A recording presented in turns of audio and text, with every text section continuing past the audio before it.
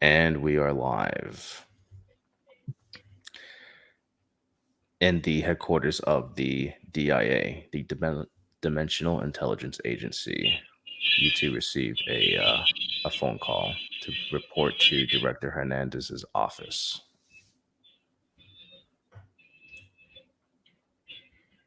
I am in my cubicle. It is a little bit messy at the moment. There's three, those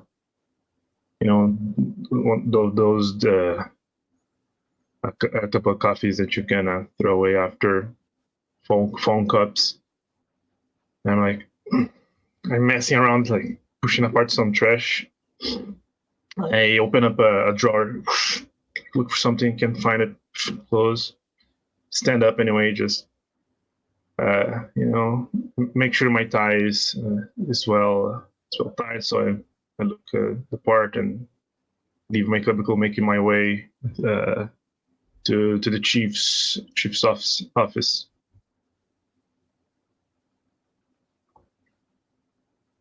And garish bright bathroom stalls, on my knees, wretched over toilet bowl, puking my guts out like dry heaving. As I wipe my mouth, take a bottle and pop it open, roll something into my mouth. And I look at my pager that appears to be beeping. Ah, give me a break for 1 minute. Suddenly, Leaving the toilet stall door to wash my face. you hear a knock from the bathroom door. Agent Webb, is that you? Are you feeling okay? You hear a familiar voice.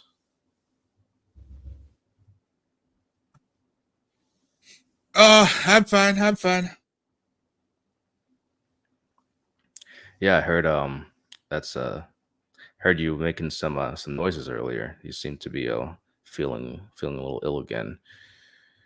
But yeah, I guess you seem to be okay. And then he looks at you and looks down, begins to turn around and mentions, and he says, I don't know if you got the call, but Director Hernandez was looking for you and Agent Halligan.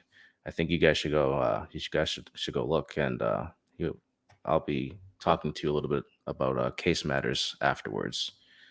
Good luck, Agent Webb. He turns around and walks away. I adjust my tie and wash my hands with soap, cleaning up the rest of it. I got it. These pictures aren't really exactly filled with details. No, they're not, my friend. But I'm sure it'll be an exciting meeting for you, he says as he continues to walk out and leaves the bathroom, leaving you alone. Just take a moment, leaning over the water bowl before I pick myself up and make my way, put together, to the office. Excellent. You see, waiting walking into the elevator, you see another agent that you're somewhat familiar with, Agent Gordon. He's in the elevator and notices that you're also going to the elevator and opens the door for you so you can get inside. Without changing my stride, I enter the elevator. Oh. Level 16? Level 16. You know it, he says. And he closes the door. He presses the button and closes the door. And Gordon looks at you and he says, "So, Agent Webb, I heard you got a call with the director today. You and Agent Halligan. I wonder what it is. You guys either must be something really good or something really bad. Either way, I think I want to wish you the best of luck. By the way, have you seen Agent Halligan? Is he? I hope we didn't miss him while we were going up the elevator here.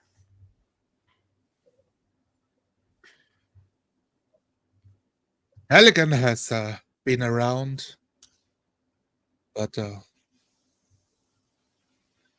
yeah, I haven't spoken to him since his vacation. So gotta have to check in how he's doing. Yeah, tell him that I say. Tell him I say hello, and I wish him the best of luck as well as you. The door opens. Bing. Floor 16. All right. I'll see you later, Agent Webb. Good luck in there. See ya later, Gordon. The elevator doors shut, closed, and down the hallway, you see the door to the director of the D.I.A.'s office before you.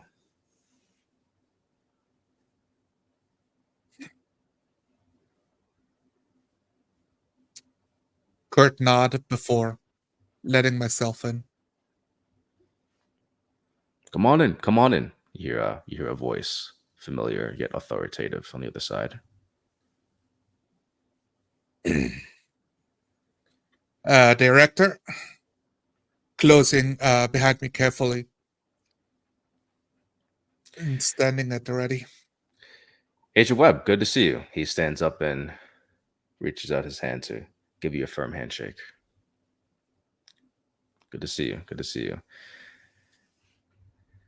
Have you seen Agent Halligan? Is he on his way? I'm sure he's here any minute now. Excellent. It's not the kind of type to leave you waiting. Oh no, it's a few minutes early. No sweat here.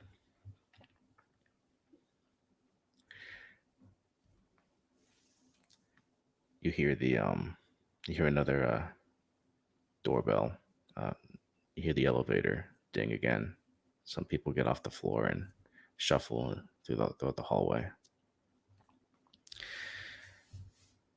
Then Agent Halligan hearing footsteps, and you see Agent Sandra walking by, and she looks at you and says, "Agent Halligan, I hear you got a call from the director. I don't know what it's all about, but that must be pretty serious, isn't it?" I'm threading a bit hastily and says, "Oh, hey, Sandra. Yes. I hope I'm getting on the case. The last few days. Be careful with the towers. Just please, you gotta save me. Do you have a notepad with you, real quick?" Oh, hold on. Let me see if I do. And she, kind of looks in her purse and opens up her little baggage, their little pocketbook, and I do. I have a spare just for the occasion. Here you go, Agent Halligan. Here, you can keep it. Don't worry about returning it. You are a savior, Sandra. I owe you a coffee, and I thank you. And I start running towards down the corridor. I see the elevator. After approaching it, pressing it quickly. Okay, looking at my watch. Not really happy with the impression I'm gonna give. After a few seconds, the elevator opens. I get inside, pressing 16, tapping my feet. Really anxious. After what feels like forever, finally the doors open. Bing, and you see ahead of you the director's office down the hallway. I taking a deep breath, adjust my coat and walking more calmly. When I reach the front door, I can see through the little slits, the curtain slits, the blinds. I can see there's some people there. Toc, toc, toc, toc. You hear on the other And side. Open it. Come on in. Come on in. Oh, director. I'm so sorry for making you wait. I close the door behind me, sit next to Agent Webb, and I look at Agent Webb and I nod. Are you really going through with the new smoking rules in the department? You know I'm trying to quit. We appreciate your efforts, Agent Halligan. Thank you very much. The Director Hernandez begins to say, and he reaches out, still standing, and gives you a firm handshake. I try to match the strength of his grip. You find it very very firm, not overbearingly too strong, but just right. And then he retreats his hand and he says, I sit cross-legged. Gentlemen, make yourselves comfortable. This will be a brief meeting, he says, and he sits down into his nice authentic leather chair. On his desk, I open up my small cigarillo case, take a cigarillo, put it behind my ears, and lean back in my chair. So, gentlemen, it's great to have you. You've been great to have you at the D.I.A. It's we, of course, as you already know, you've gone through all of your training. You're somewhat familiar with the nature of our work. Clearly, we've been at this dimensional crisis for a while. Of course, we don't tell the public that it's a crisis, but it's something that it's thankless work, and it's work that we always have to keep in the shadows at all times. And of course, today you're going to finally be given your first assignment after pushing some papers, finally getting those around you some coffee. I think it's you gentlemen, through your testing, through your studies, through your training, have finally proven yourselves to be capable and worthy agents on the field. Especially you, Agent Webb. The director looks into your eyes sharply, and he says, "For someone who was qualified to be a part of the seer team, as the freaks as they like to call it, who I nod.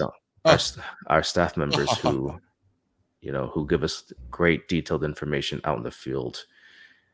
They I'm surprised that you took on the role to become an agent yourself. I think you have taken the precautions. We've accepted your application, and I want to say congratulations to you and, of course, Agent Halligan as well." He nods. I smile. Thank you, Director. Of course. And nod, keeping a neutral smile on my face. So I want to wish you gentlemen good luck. Agent Gordon, he will be on the 4th floor, and he will give you a briefing on a few cases that you gentlemen can look at and accept whatever you feel is more up to your speed. There's a few of those cases, and you will begin promptly, and your service is now in effect immediately. Are there any questions? I believe not, Director. Thank you so much for this act of trust. I'm sure I can guarantee you we won't disappoint you. And then I like turn my head towards Agent Webb. I turn to Agent Halligan and say, "You read my mind." Hernandez smiles and chuckles to himself. "I'm sure agents will do just fine here. You seem to fit right in," he says as he takes his coffee mug and gives himself a nice sip. All right. Well, I have a lot of matters to attend to. Agent Gordon will be expecting you, and I wish you gentlemen a good rest of your day. And he Thanks so much. Stands up and Director nods. You two are dismissed. Stand up. I button the first row of my coat, leaving the last one open. Very well. I go towards the door and I hold it open for Agent Webb. Agent Webb. I walk past Halligan, already the lighter in hand, flicking it on. I follow soon after. You know those are really bad for you, right? Speaking for experience, as I'm walking down through the corridor towards the elevator. I understand, but keep me calm. Taking a deep drag. Turning the corner.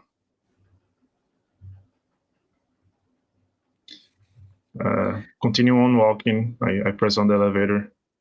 Sometimes calm is too expensive. The price of peace. Pressing the button continuously. Well, looking at the floor, like bob my head, like nodding. So, how was the vacation, Halligan? Ding ding. Oh, The elevator doors open. Oh, good. I step in. I look around a bit, like my eyes, like jump to one side to the other. It was good. It was, yeah.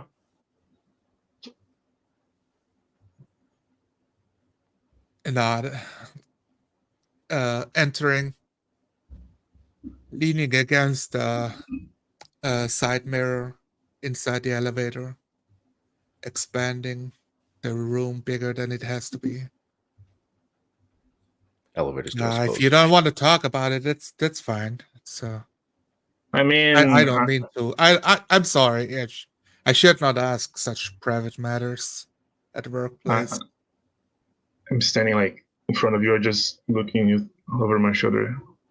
I'm sure you can read my mind or something, don't you?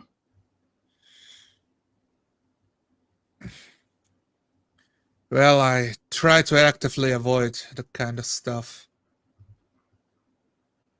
Yeah, probably better for your image. Better for your image. Not You that look rough, anybody though. would know the difference. I check like.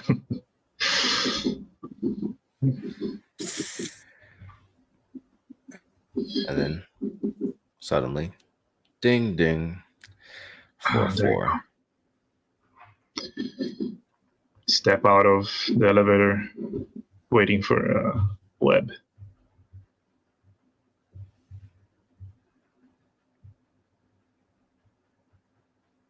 I join him. Very well. Walking down to where I know Agent Gordon's debriefing room is his office.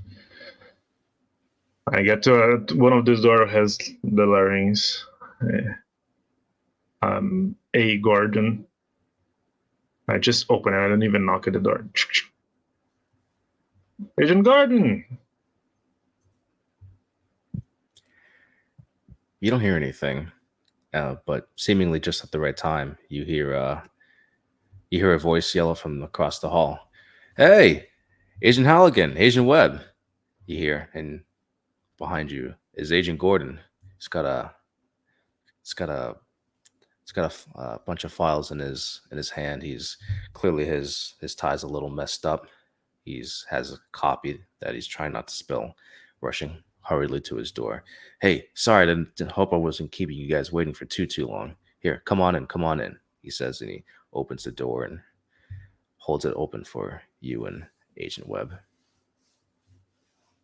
Oh, no. We have just arrived. Thank you. And I kind of walk in sideways, try to not touch his coffee, not make him spill. I look at the files, hiding my disgusted paperwork. Well, see, you got the good stuff here. Oh, yeah. What's the leak? Yeah. So, guys, this is pretty interesting. So I know this is a little bit, of course, this isn't world breaking by anything. He says as he's laying out the files on the desk, and he sets his coffee up down to the side, sits down on his chair, and he lays out three different files, seemingly three different cases before you. He points to the first one all the way to the left. And he says, okay, so Agent Webb and Agent Halligan, this right here, this is your typical story. You have an abandoned warehouse, you know, these silly kids, they come and go, and they report ghosts every now and then. Now, of course, that's usually not the case, trying to follow false police reports, just trying to cause up a scene and anything. But we have reason to suspect that this actually might be a little bit more than just false reportings, that there actually might be something going on in this abandoned warehouse here. He points, and then seemingly without giving you any time to respond, very caffeinated, he points to the picture in the middle, the case in the middle. Now, this is what we don't have a proper name for this, as this is actually not at a specific town or anything, but this is what we call Warp Cave, and it's called Warp Cave for good reason. Now, we've had some reportings over the years. I want to say within a 50 years time span, that people have entered this cave and seemingly they've disappeared for, I don't know, 5, 10 months or so, and then they just come back into society as if nothing's ever happened. In some cases, we don't ever see anyone enter and come back ever again. So we could definitely have something really strange going on with this cave here. And without stopping, he points to the third case. And he says, "This right here," and you see the gates of a cemetery and the shape of a spider. This is Spidergate Cemetery, Halligan and Webb. Now this one gives me the creeps right here. So there's nothing out of the ordinary with the cemetery except for one thing. We notice that there seems to be a correlation with some sort of rare disease in the brain that causes it to rot from the inside out. We don't have any official statements as to what that may be, and of course there's been denials that there's been any disease associated with this cemetery here. But that's definitely a spooky phenomenon here. People who come and go, they visit their relatives, but most importantly, those that seem to report sort of this degenerative disease in the brain, they all surprisingly weren't people. They weren't folks who came in to visit their beloved ones during the daytime, but it's only the troublemaking young couples and teens and what may have you that seem to visit the cemetery after midnight, it seems. And he looks at two of you, finally catching his breath, speaking so fast, and he says, "So, pick your poison. What are you guys feeling today? What do you think you'll take?" I lean slightly against the table, looking down over my shoulders at the pieces of paper. And when I look at the cemetery, I put my fingers on my temple, rubbing them. Ah, I approach the desk as well, grabbing the mid file warp cave, and I start foliating it. Oh, this is a D3, huh? And I tap the paper, looking at Webb. This could be good. Yeah, they're all yep, the abandoned warehouse is an E1.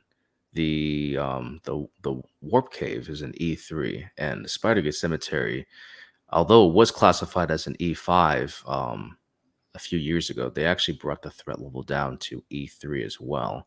Nothing too crazy, guys, he says, and he quickly takes a sip of his coffee. Kind of pinch my nose, like smell of something bothering me a bit. Hey, Webb, I reckon you should do this one. And I shake the warp key file.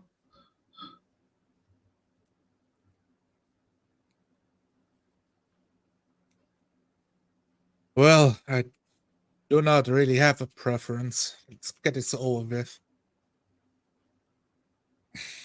Settle it is then. I smile.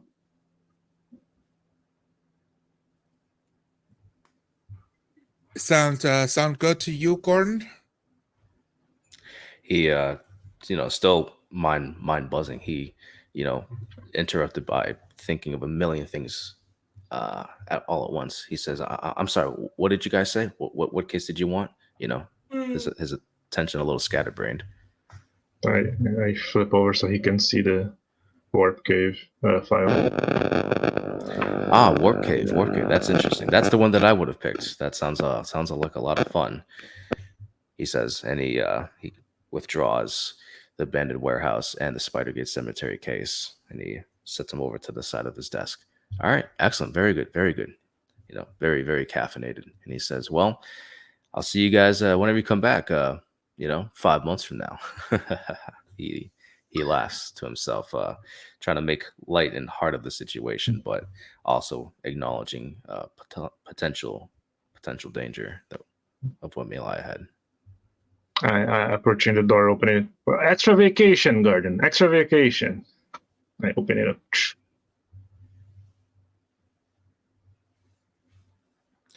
All right. Well, good luck to you, Agent Halligan, and good luck to you, Agent Webb. I'll either see you very soon or next year. We will see, he says, and he takes another sip of his coffee. I got to get back to work. I'll talk to you guys later, whenever that is. And he just begins to just furiously type and clack on his keyboard. For sure, Garden. I'll be seeing you. I hold the door Enjoy the open work, Gordon. for Webb. I hold the door open for Webb. With holding back the deep sigh, I go through, make my way through the past the cubicles. I'm following Webb, like still foliating the file, trying to get some more info. Hey Webb, you mind if I drive?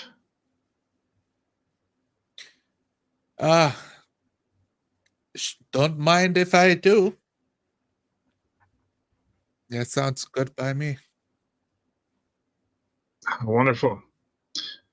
After catching pace with you during the elevator, I say, don't take it wrongly. It's just that you don't look very in good shape to be driving today. What's I don't really enjoy driving through the city anyways. All the stops and starts all the time. For This city is sure. pure chaos. Especially recently, pressing the elevator continuously until as I'm still pressing, I look at my Web. Do you even have a license? Ding, do you guys ding. get one? Elevator doors open. Step in. Can you No. boys at the SEER team? I imagine. Where I come from, driving is something you were born with. If you wanted to get to school, you had to drive. Oh yes. Oh, countryside then, huh? Pressing the subterranean button. Yeah, something like that. There wasn't much weight put on paper. Doors closed. Countryside is good. Countryside is good for builds character. Yes, that's what my grandpa used to say. 3. Floor 2. Floor 1. Ding. The doors open up. I step out into this large garage complex. I start walking, looking at the markings to allocate myself. Hey Webb, a little bit over there. I parked over there. Is this My your voice personal echoes. car, or did we get one assigned? One of the good ones? I've heard they can shift into the third gear even. Yeah, no. This is my personal one. Oh, Yeah, they prioritize. You know, they're not gonna give us a car for a E leak. You know, open the car door. Come on in. I see. Yeah, Stepping inside. I got it. I got it. Nice seats. Sitting down. Yeah. I start adjusting the seat a bit. You know, like okay, yeah. I turn on ignition, starts maneuvering out of the parking lot, going to a ramp where sunlight hits us in the eyes, hits me in the eyes. I squeeze a bit. Okay, hey, take a look at the file again. Just check again the address. I know it's in the middle of nowhere, but I guess I'm paying attention, you know, to make out of the facility. Letting the cigarillo hanging from the edge of my mouth, like rushing through the files, not even looking at them, just letting my thumb feel the right page as I open it up. Looking down at the paperwork, you see that the site, not just explained in detail in text, but also through on a photo and circled about 2 miles away from the borders of Greystone Reserve. You see a red circle drawn into the picture. So, how long?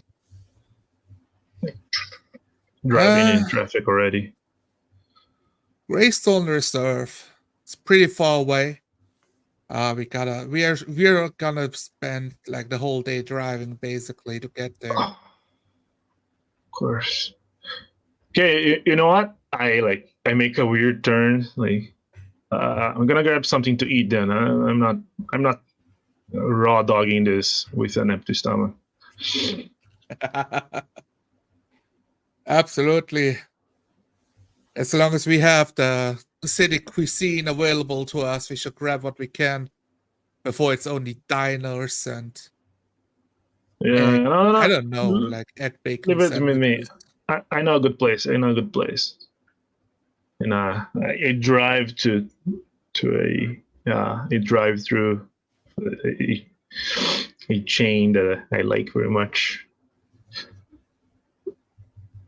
Okay, do you milk? No milk, caffeinated. I look like.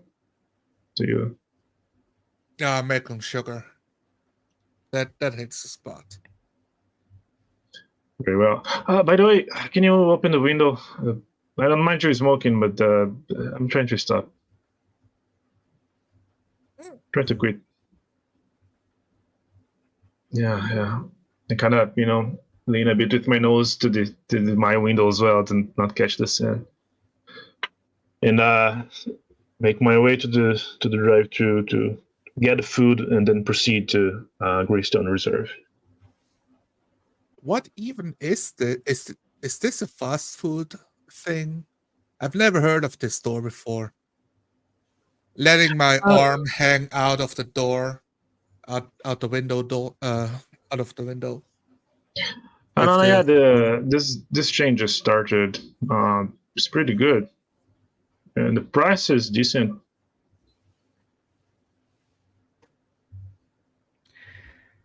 You finally make your way to the chain fast food restaurant. Pulling up to the so there's a drive through or a parking lot that you can park at. By driving to the drive-through, waiting for someone to. You hear a voice on the intercom. Hello? Hold on, give me 1 minute, honey. Just So then I look at your web, and I pointed the big, the big poster with. Yeah, so they got some of these. I usually get this. I usually get this one. This chicken sandwich. It's pretty good. So because we're going all day, I'd suggest you grab double servings. I open my wallet and look at a couple of shines I got in there. Yeah, I think double sounds good. That should cover it. Yeah. Suddenly you hear the voice come back. All right, thanks. All right, what can I get you? Oh Welcome yes. to Clucking Bell, by the way. Yes. I'll get 2 number 15s, please, and a large coffee without sugar for me. And I look at Webb. You wanna, I gotta, go back a bit so you can approach the. Give me space. Is that all? Is that all? No. Double the double steak sandwich, a coffee with cream and sugar. And I'll have that number 4 over there too.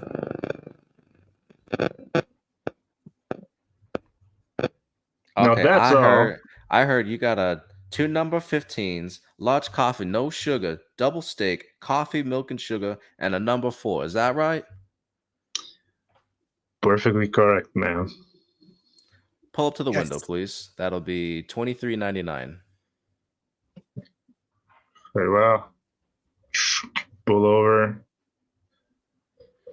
I with already money in hand. I reach over. I look at Webb, extending my hand.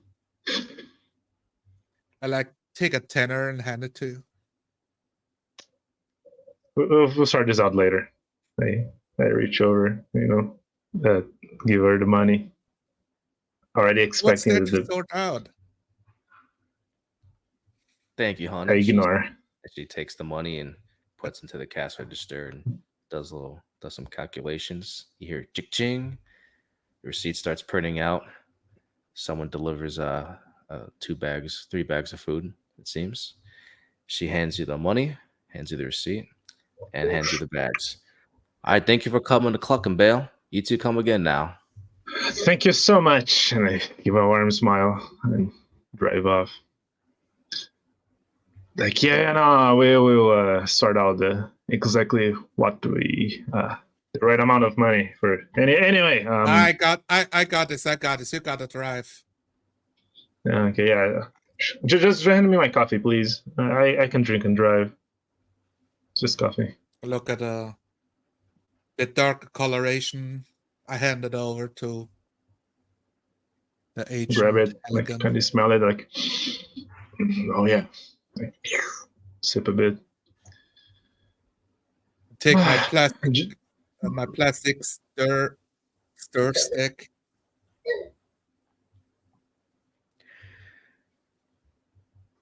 It's gonna be a long ride.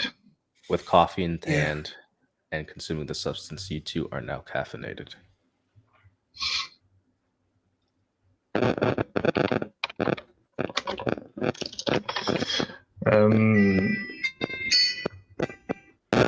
I turn on the radio. Man, I just like skipping through any news station. I'm just tired of hearing about the thing, man. Do you think it was a leak, by the way? You kind of mentioned as I'm driving. Do you think the attack was a leak?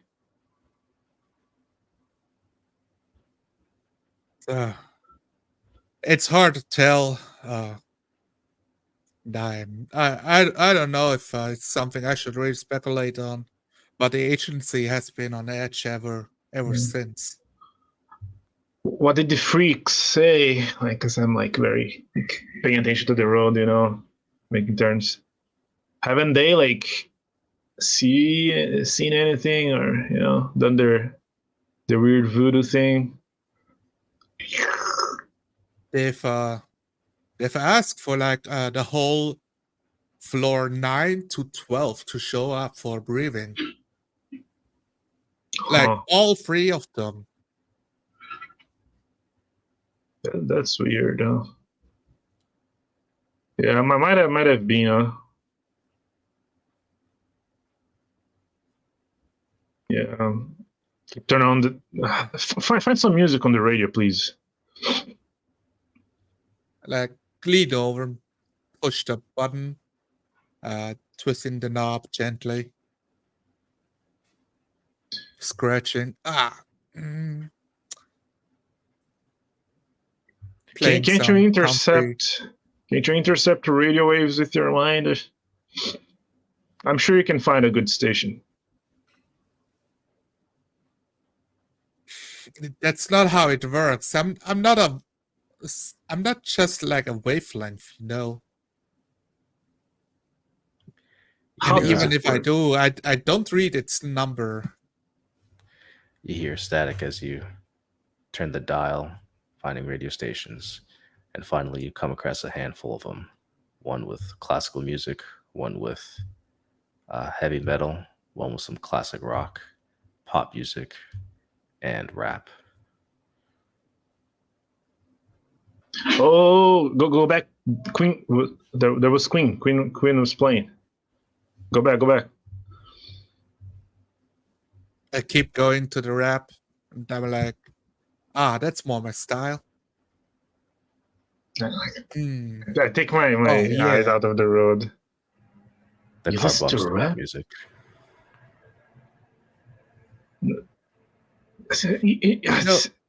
You know what? It speaks from the soul, man. It speaks from the soul. There's a talk about money and women and cars in the song. I press on driving to Greystone Reserve. It's gonna be a long ride. This is gonna be a long ride. You notice that the GPS approximates you'll be arriving at Greystone Reserve in approximately 7 hours. After some time in the car, I'm already like my ties like loose, you know, like on bottom the first row of my shirt. Just driving like with kind of my outer vest is now hanging on a I don't remember the word, like hung up on the side of the car with like a makeshift vest holder, like jacket holder, and the shirt like buttoned open by 2 buttons.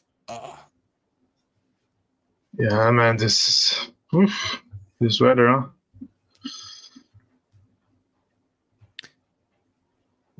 Hey, by the way,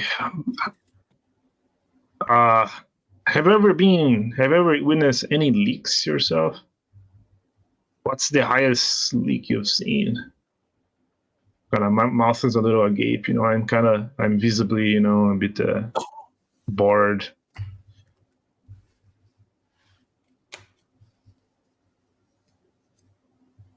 Well, it's I mean, it is the first field mission I've witnessed some. I've witnessed a leak before, but back then I didn't act on behalf of the D.I.A. That's the case with most agents, I believe. You know, we are in this like large highway, empty. You know, I've heard some from the seniors that you know, when Bigfoot in the '60s, when they got that one, there was a bunch of new agents.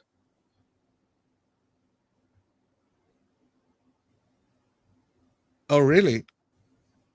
Yeah, yes. You know, the classifications were a little different back then, but at first they didn't reckon it was just like a escaped gorilla or something. But from the files I've read, it did turn out to be a leak.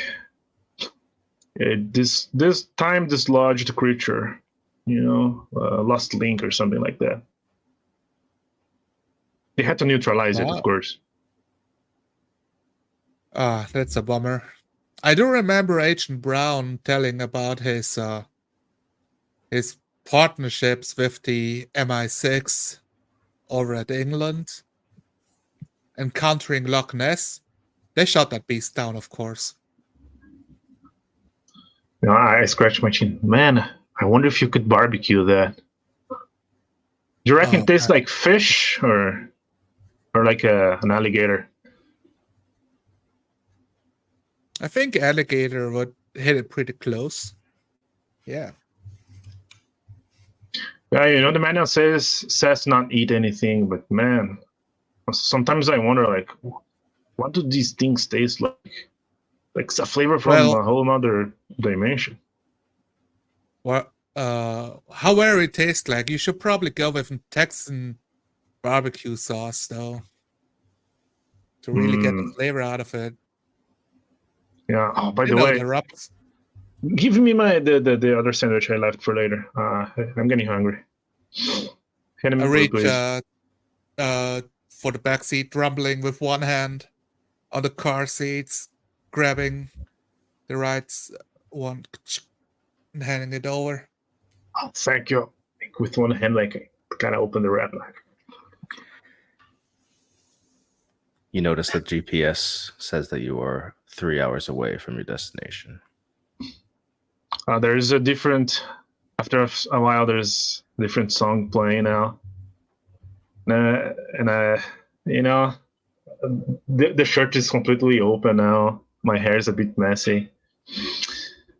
Like, so, are you engaged? Are you married? I'm kind of vibing to the rap a bit. Sitting behind the wheel now. One hand on the wheel on this long stretched out road. The other hand with a new cigarillo hanging out the window.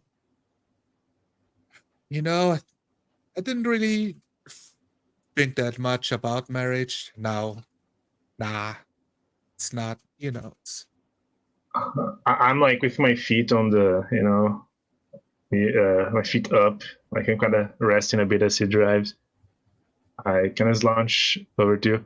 I always wonder, like, I know you guys like look weird as hell, but like, don't reading mind. Shouldn't your mind reading thing help with the ladies? Looking at you, that should make things easier. Man, Agent Halligan, that's the worst part. You know exactly what she thinks about you, and she cannot hold any secret. So no matter what I do, they just think, wait, how do you know that? Or how did you anticipate that? I try to let them down gently and knowing what they know, but they always call me a freak. Oh yeah, man. You know how they say ladies are a B5. Ladies are naturally a B5. Kill on sight? Exercise extreme caution. Yeah. True. You notice True. the GPS They now might- states the destination's 10 minutes away. Stretching. Have you heard about these weird puzzles they put on the newspapers nowadays? They call it like a Japanese math puzzle. Oh, I've seen that. I've seen actually. I started like opening the glove compartment. Like, I got some. I pull up a newspaper. Like, look, I put on your lap. There's like a all crumbled up. Like the paper is a bit torn of so much erasing. There's a Sudoku there.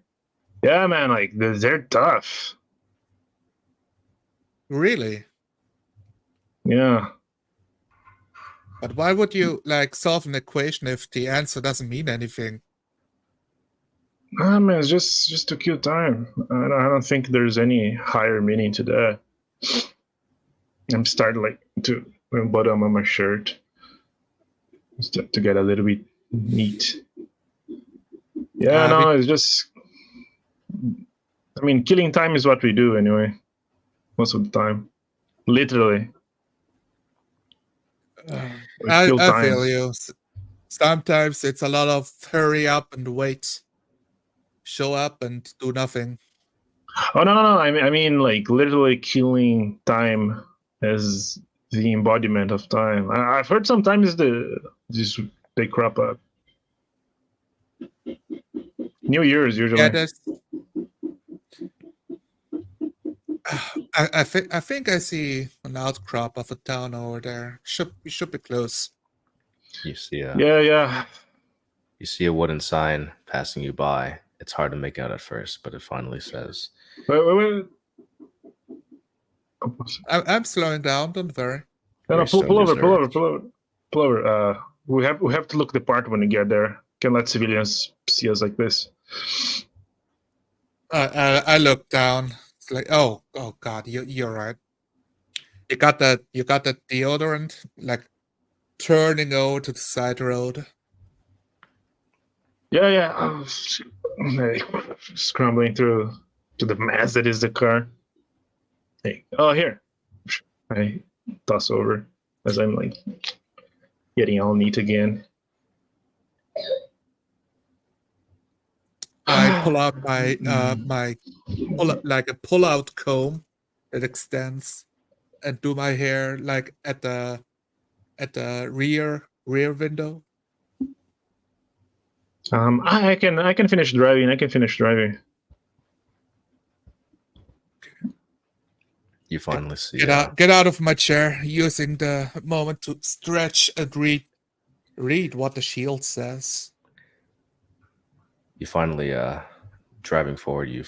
Finally see a parking lot with a medium-sized building with the lights on. It's not quite dark in the evening. It's looking at the clock. It's about 5 o'clock in the evening. 5 o'clock, huh? So in the file, it said something about Samuel Hayes, a local resident that reappeared. I think we could talk with him before going to the site. What'd you say?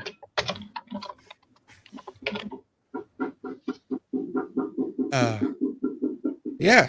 I think you got a good nose on this, Halligan. Let's go with that. I take my notepad and add a name on my list of short PowerPoint notes. Very well. Yeah, just the routine questions. What do you remember of the incident? Just so we can get a general reading. And put on my hat and sunglasses. Let's go. It should be the Avery Street, house number 24. Okay, what, 10 minutes from here? That's nothing compared to what we just traveled. Cyanide getting back into the car. I hold a paper map wide open on my seat. Yeah. Getting elegant. All right, and I drive off to Samuel Hayes' address. Pulling up to the address, you see a nice quaint house. It's not too fancy, but probably built around 200 years ago, 150 years ago ish. And you see the lights on, and there's one rusted truck parked in the driveway, but enough space for another vehicle to pull in. Okay. Like headlights turn on, it's kind of dark right now. I'll pull over here. Parking the car, leaving the car. Closing the map, throwing it, putting it into the door, like into the side, sliding it in. stuffed away with sandwich wrappers, overspilling. Okay, so Samuel Hayes, huh? I step into the house. I looking at looks a bit old, don't you think? Like inside the Oh yeah, patio, this is the yard. age. You think those were built by the original pioneers? The way this looks. Mm. I don't know. Do your thing. Read the object. I smile. I rub my temple now, much more relaxed. I'm glad I'm out of the city. All those voices won't stop. Man, I was joking. I was like, I step like this. There's 2 steps to get in the front door. Is there a bell? There's Dum, a dum, dum. there's a feeling that that begins to overcome Agent Webb, a feeling of uncertainty, but also a sense of calmness as well.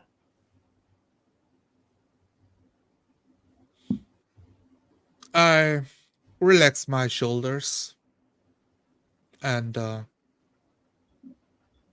like keep my eyes half lidded, letting myself lean into the feeling and where it guides me.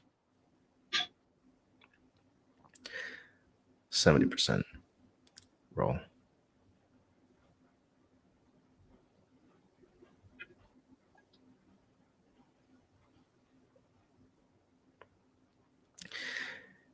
You get this feeling of, is it nostalgia? Is it warmth and comfort? But also a sense of unusualness, as if there was you feel a sense of being in a familiar childhood room, yet there's something in the corner that doesn't belong. And that is the extent of the feeling. Dum, dum, dum, dum, dum. Yeah, I hear you. I'm coming. You hear a voice coming from the inside. I put Footsteps. my hand on Halligan's shoulder real quick as the steps approach and whisper to him, make sure we get a look at the children's room in here. Oh. The screen door opens. Hello? Oh, hello Who's there. this? Good evening. I pull up my identification, the fake FBI one. I'm Agent Bruce Halligan, and this is my partner, Agent Webb. I We've tip my head, I tip my hat and the sunglasses on, but otherwise hands folded in front of me, I standing here. smile. Don't worry, you're not in trouble, Mr. Samuel Hayes. Yes, that's me. And he lowers his glasses. Oh, I'll be darned. You two from the FBI, is that it? He says. He looks at your apparel. Yes, we just like to talk. Like I said, don't worry, you're not in trouble. All Would right you mind then. I if we mean, I come ain't done in? nothing around here, but okay, he says, and then he turns to face into the house. Honey, we got some company. Can you bring us some tea? And then you hear a feminine sounding voice, but nothing could be understood from the front steps. Then he looks at two of you. He says, "All right, come on in. We you know, we don't mind having company. Nothing really happens around here," he says, and opens the screen door for you two to come inside of his home. As I step in, excuse me. Thank you so much, Mr. Hayes. Mr. Hayes, this is an impressive house. Yeah, ain't it? He says. He looks around. He says, this house was originally built in 1821, way back in the day, and it's colonial style too. They didn't make them them houses that way all the time, but this is a beauty right here, he says. And not only that, my great grandfather, he had a hand in building this house too. Been passed down the family ever since, you know. And he kind of has a smile on his face, and you know, looking around the decor. This is a man clearly prideful of what he has.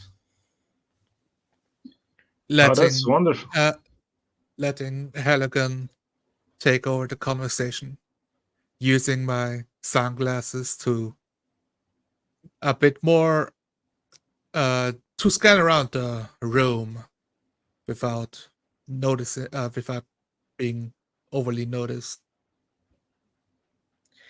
And he getting comfortable in the setting. He sits down on his nice big sofa chair. His wife comes in with the cups with a handful of cups of tea, and she says, "Oh, nice to meet you. We got some company. We don't get a lot of company around here. You know, my name's Betty, and of course, you already know this is Simo, and here, I hope you like this tea. It's peppermint," she says, and she puts the tray of cups of tea down and walks back into another room. Oh, thank you so much. It's my favorite. I reach over, grab the cup. Okay, Mr. Hayes. So I imagine you may presume why we're here. You know, the stories of you've been missing for how much? 5 months, and you've returned. You don't have any memory of it. Is that correct? Oh, memory of it. Oh, geez, it's kind of a blur, to be honest. He says, and he starts talking, looking at you, and occasionally at Agent Webb, but not taking too much interest in him. He continues. Yeah, I found this. Apparently, the cave's been here since forever, but I never been told about it. My pops never told me. My grandpops never told me either. He says, and he, you know, kind of trying to seemingly relax in his chair, but a little unease. He continues. You know, I was just going for. I was walking around the area of the reserve, and you know, because I just thought because you know my family's been here for generations, and you know I've been to a lot of parts around here, but I've never been to a specific part, and I figured why not? So I go to check it out, and you know I found a little cave, and I mean I think I found a little cave. It didn't seem to be it didn't have any depth. He says, you know, you could walk inside of it, and I'd have been just under 2 minutes tops. But apparently, when I came back, I came back home. My wife was crying, and I saw the police at my front steps. And she says I've been gone for about a month. He says I couldn't believe it. You know, my wife was devastated. My son was upset, and but you know I'm back. I'm here, and honestly, I don't remember it. It's like I was there for a few minutes, and I come back, and time moved forward. He says, and you know, looking at you and Agent Webb, he says, is that what you suits are here for? You're trying to get a bottom of this case?" I save a bit. Yes, yes. We're just, you know, worried with our people. But you know that's why I brought Agent Webb. He's a psychiatrist, and we fear that maybe you suffered some sort of trauma in the cave. Maybe you got attacked by some wildlife. Do you mind if you make ask some questions? He can evaluate your kid as well, see if the kid's okay. You know, these experiences, and I was reading the newspaper. You know, they make big advancements in this psychological area. The kids remember, you know, they develop some traumas. They end up a little messed up if don't treat these things very early in their life. Yeah, yeah. No, that makes a lot of sense, he says. And he pauses for a moment, and he seems hesitant to say something, but he finally brings himself to. make eye contact again with Agent Halligan. And he says, there's something that we never told anybody else around here.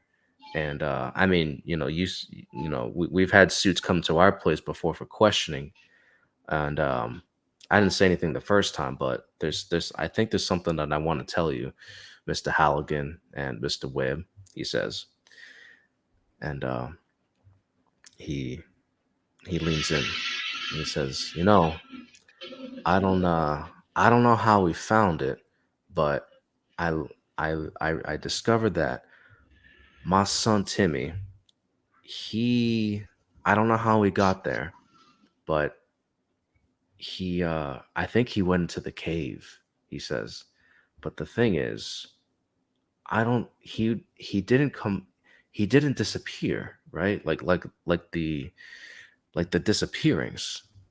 It's just but he didn't disappear, because I was looking for him. He was gone for like 6 hours. So I had my suspicions. I thought, oh my God, I lost my son. I don't know when I don't know if he's, I don't know if an animal got him or if he went to the cave or something. And he was at the entrance of the cave, and he seemed okay. I was happy that I was able to find him, and my instincts led me there. But the thing is, Agent Halligan and Agent Webb, I don't think my son has been the same ever since.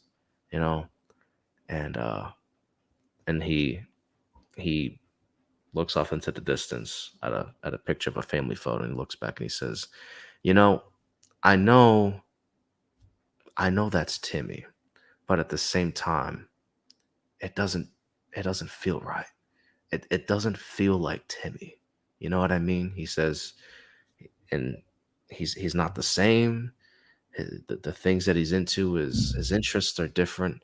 He's no longer into the field work like we would do together. He no longer likes to go to the range to shoot a couple of rounds at some targets. It's like he's not even my son, and I don't. I know it's not it's not a I hold puberty up thing. my hand at him as he keeps on talking and talking and talking.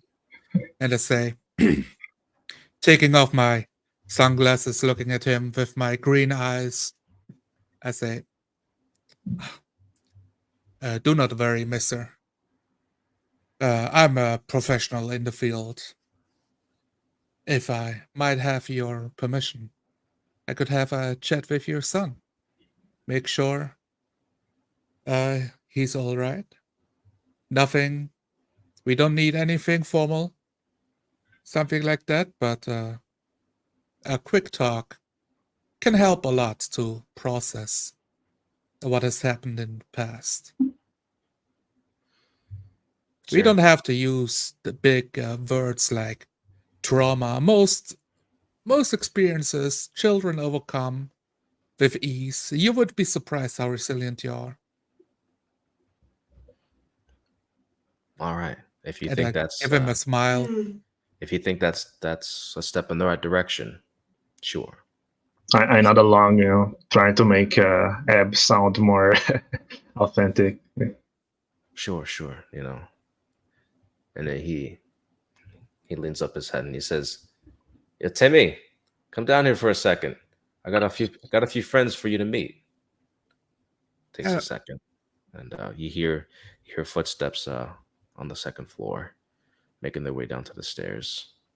And before his son arrives, he looks at you two and he says, "You know, we don't like to have a lot of people in our house. We're very private people, but you know, ever since Timmy's been changed, I I uh, I I want my son back," he says, and you know, that's that's that's that's why I'm willing to be so cooperative, you guys. I hope you can help. And seemingly interrupting his speech, his son comes down and relatively slowly, you know, you hear the I footsteps look coming at Alec and say we shouldn't talk to him in here with both parents and us two around. It will look like an interrogation. Let's Oh, yes. maybe I should talk with him in private in his room or something. I look at Mr. Hayes, reassuring him of what Webb said. Timmy would feel more comfortable. We don't have to be far. We can be in the kitchen. Okay. All right, he says. Otherwise, it will look like something is wrong. Yeah, we might And startle I him. don't want to. Yeah. All right. Well, you two are the experts, he says. And he looks at Agent Halligan, Agent Webb, and he looks down at his son. He says, Timmy, I want you to meet Mr. Webb and Mr. Halligan. Mr. Webb wants to just ask you a few questions. And you know, if you don't mind, show him the way to your room, and just he's a good friendly man. He just wants to ask a few questions, and he'll be on his way. And Timmy looks up at him and gives him a blank stare. And he looks at you, Agent Webb, and gives a blank stare, and then he gives a nod. He says, "Okay," and he turns around without hesitation and begins walking up the stairs. I follow the child, glancing him over, looking for what his interests are based on his apparel. You see crayon drawings on his wall, and you see a few rocks, as if there's a small collection on the shelf. A few books as well. One of them, The Hungry Caterpillar, and you also notice that he has some cartoonish airplane decorations on his wall and ceiling as well.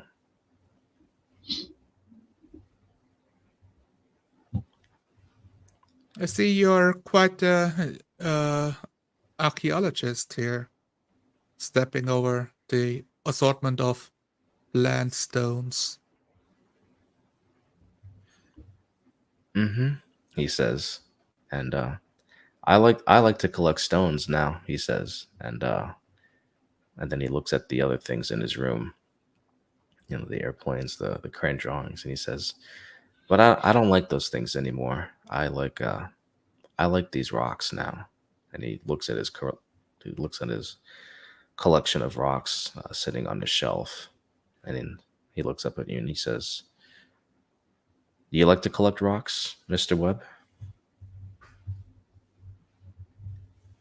Glancing around the room, I make eye contact, keeping a smile on my face, which comes easily talking to a child. Well, I used to when I was your age. There was many interesting rocks in my area. We had big cliffs where I lived. Wow. I bet those rocks are very cool, he says. And you get this sense of, again, this sense of uneasiness being in this room. It's no sharp direction as to where, but it suddenly hits you like a wave. But Timmy seems to be unaffected, and he continues listening to you. Looking a twinge in my brow, I focus on what hit me, opening my inner door to see outside.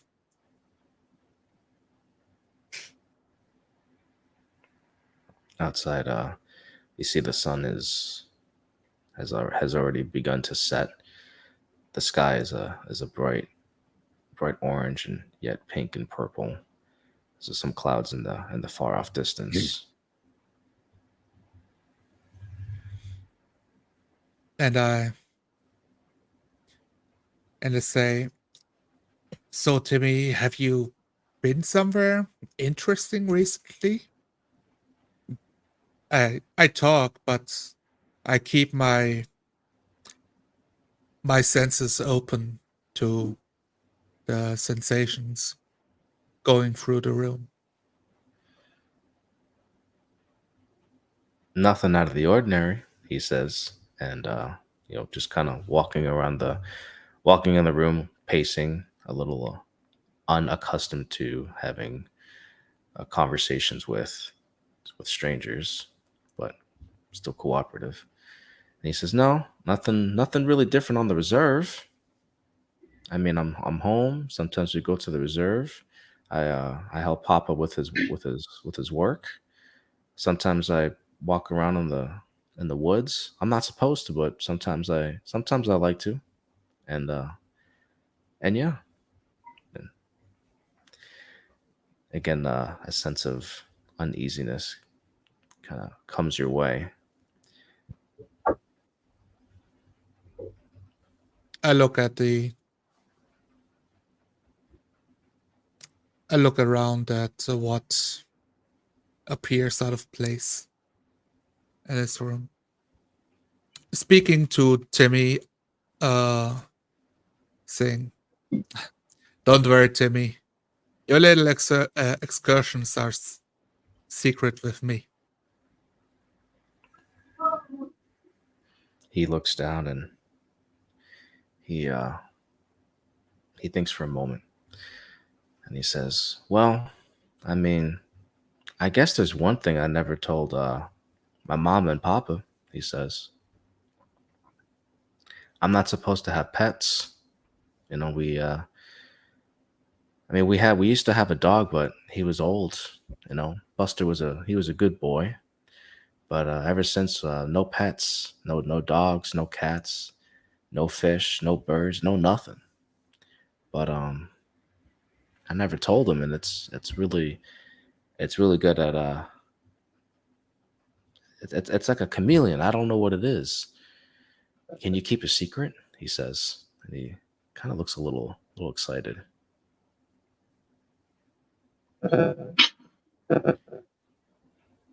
Well, I would love to see your pets. Dodging the obvious question. Okay, let's see. You got to keep a secret. It has to be a secret, okay? Do you promise? And he holds out his pinky finger, wanting a commitment from you.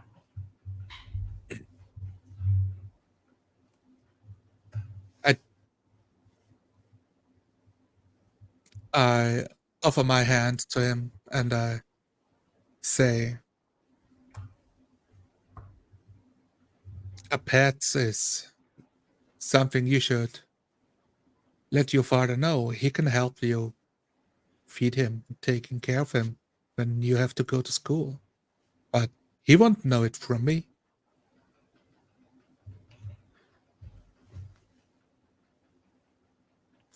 Happy with the exchange, he says, "Okay, I call him Azure," he says. And then he opens his closet, and in a little glass jar, right, with a few pebbles inside and some dirt and some leaves, he shows you this little thing. He says, "Here, it's right here. And this is Azure. And in this glass jar, you see this. It's about a foot long, and it's this bright blue and glowing looking centipede. Something that you've never seen before. It's something that doesn't seem to be natural, at least in this area." He says, "I know I'm not really I know this is a little different, but I think I think it's really cool," he says. And you know, having it out, your sense of unease grows extremely strongly.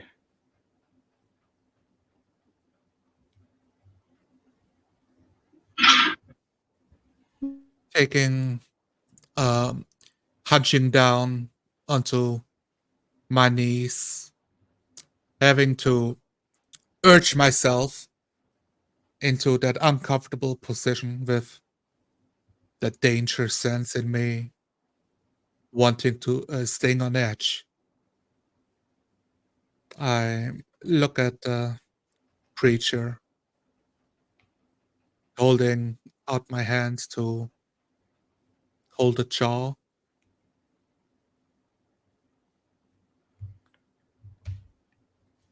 Holding your hand out, you begin to feel begin to feel something, and something begins to come to mind. Roll 60%.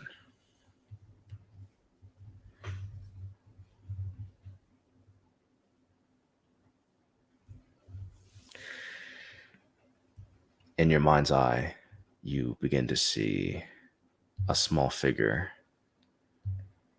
and around that figure is little airplanes. They're little crayon drawings, and off in the distance, to the left and then to the right, you see what seems to be a parental figure on each side, and then you're washed over with a feeling of a sense of being trapped and trying to scream, but no words are coming out. And then Timmy looks at you and he says, "Pretty cool, huh?" He says, and kind of looking for your approval.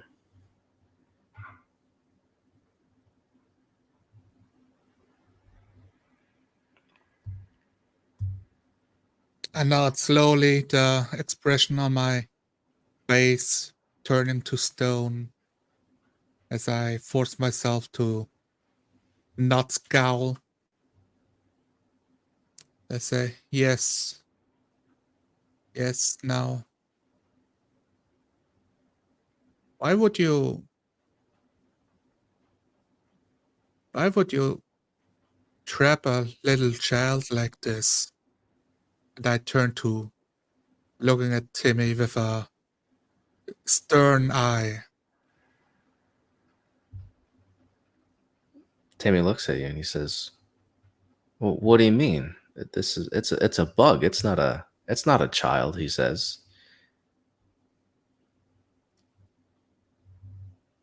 I hold my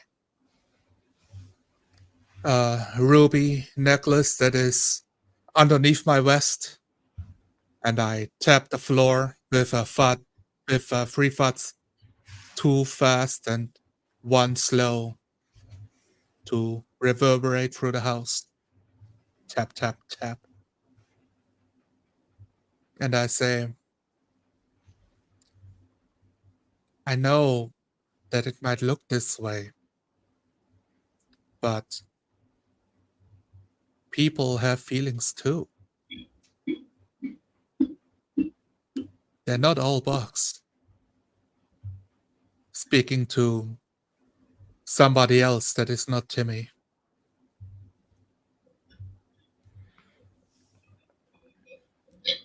Timmy looks at you, and his demeanor changes suddenly. No longer in a playful sort of childlike manner, but more of a serious individual. He looks at you. He says, "I don't know what you're talking about, and I think you should leave."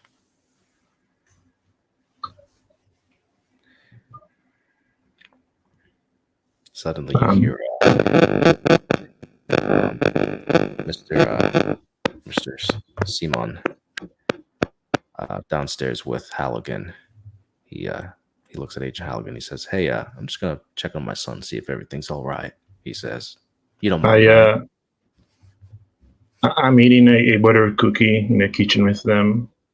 And actually, I think I'd like to go with you. Yes, but these are usually a bit faster than these. And I kind of almost walking faster than him, and I'm looking up. He as I approach this. for your arm. Oh, Hold on, sorry, Mr. sir. Halligan. Yes, I of think course. if we all come in at the same time, he'd probably be a little uncomfortable. Timmy's a sensitive Uh, boy. I'll be sure after you. I'll let him go first. No, I put my hand on the wall as if trying to support myself, and I doom doom doom as well with a bit a kind of strong knock on the wall as well, following him.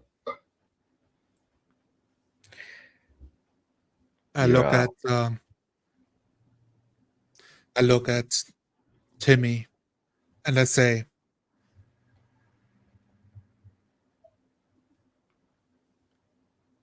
I belong here more than you do. It's not nice to take a vessel without its permission. Please release the child. I will not ask nicely again. Timmy looks at you with a frown on his face, and he says, This is my home now. You can't tell me what to do." And seemingly the voice is a lot less childlike and something not older either, but a little foreign, as if there's something blocking his something in his vocal cords, blocking his speech pattern.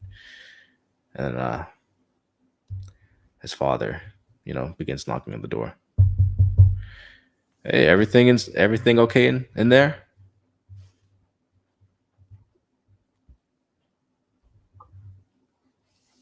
I approach the father soon after. You may enter. You may open the door. Enter in. And I'm already like with a hand, close to my handgun. Great. I Door opens. say back, responding with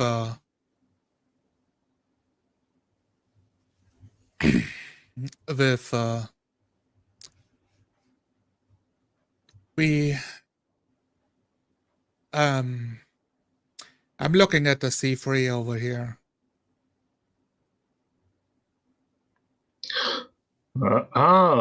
Yes. I look at the father, sir.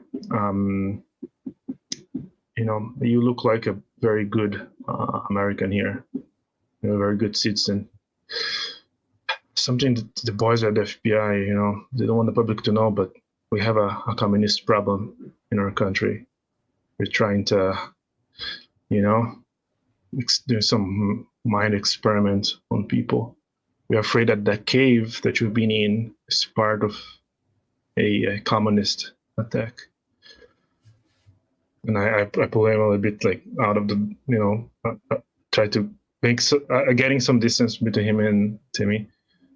We are afraid that Timmy, being a child, may have had more influence under their psychological attack.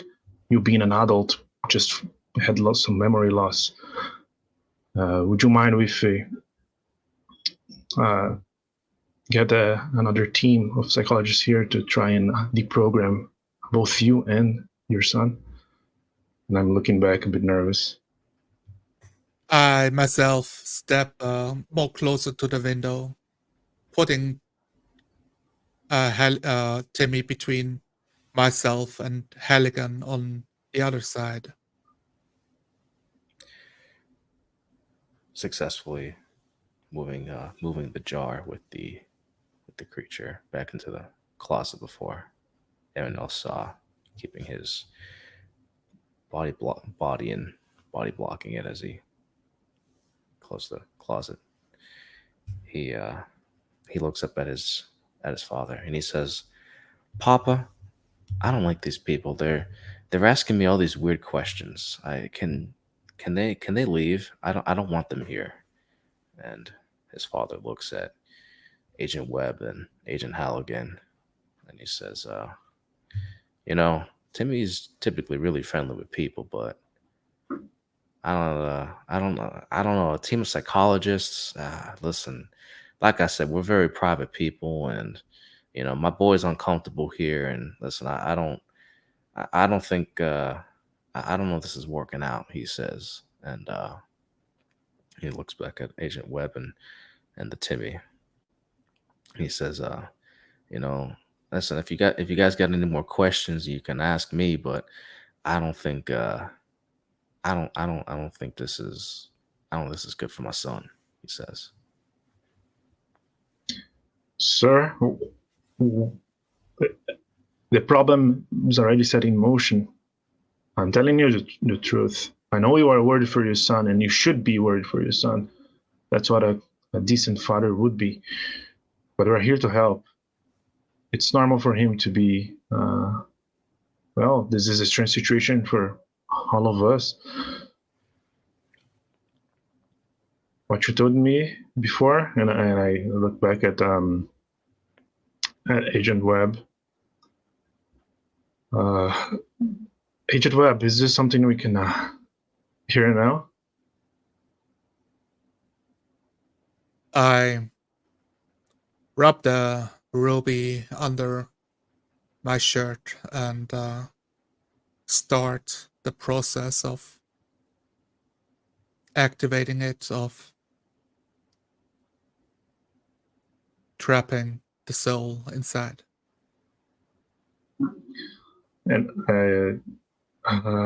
here, Mr. Hayes, give just 5 more minutes to them. We can stand outside the door if that makes you feel more comfortable.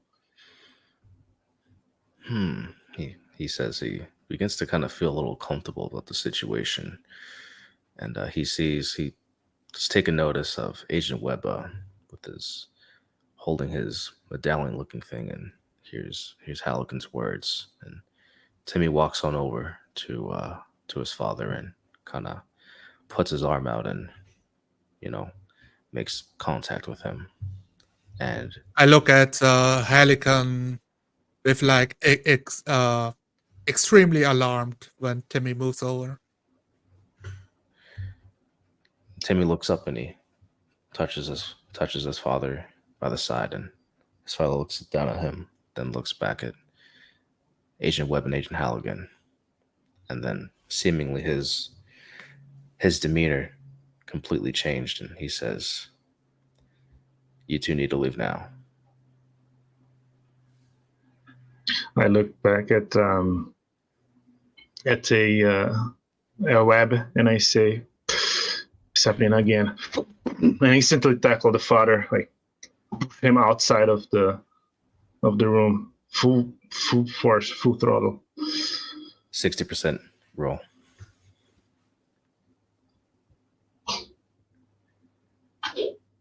I managed to get us both out of the room with one leg.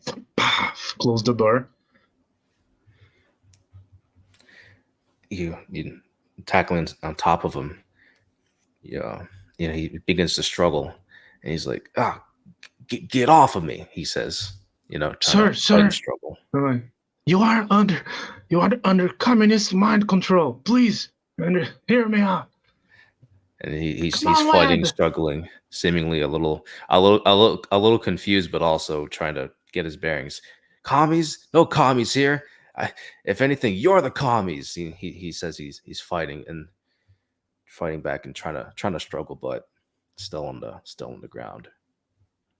I rip out the ruby necklace, breaking the necklace on the backside, snapping open, holding it up at the child, and I chant in Latin that spirits who do not belong on Gaia to leave the vessel and join the never-ending reflections of the Ruby Sea. Upon roll 70%.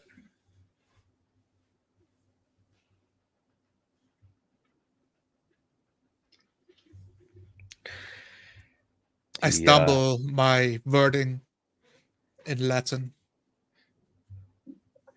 Pronunciation is off.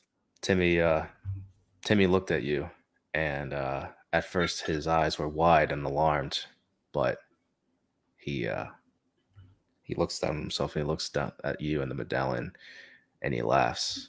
Right? He says, "I'm not going anywhere. You are the ones who don't belong." And then he begins. He turns around and he begins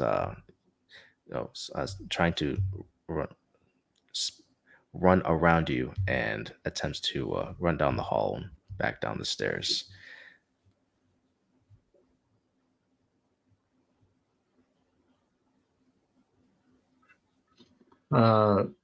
Still holding the Samuel. We are right after the door. Please, let us take control of this. We're Americans. He finally he seemingly he was like looking around as if he couldn't see before, and finally he is able to look into your eyes, and he says, "Agent Halligan, what's going on? I something about commies or what? What's going on?" And he looks around and he says, "Wait, So I'm so where's Timmy? sorry Where's to my son?" inform you. Your son is under communist mind control. So are you. That cave. This is top classification. You cannot let other people know. That cave is under communist influence. We're trying to solve this. I quickly, as the child runs, I charge the closet door and rip it open, almost flinging it from its hinges. And I grab the jar.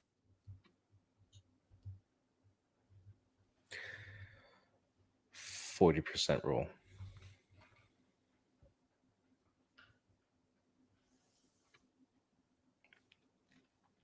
Reaching out, you attempt to grab the child, but you seem to jar. evade your grasp. The jar.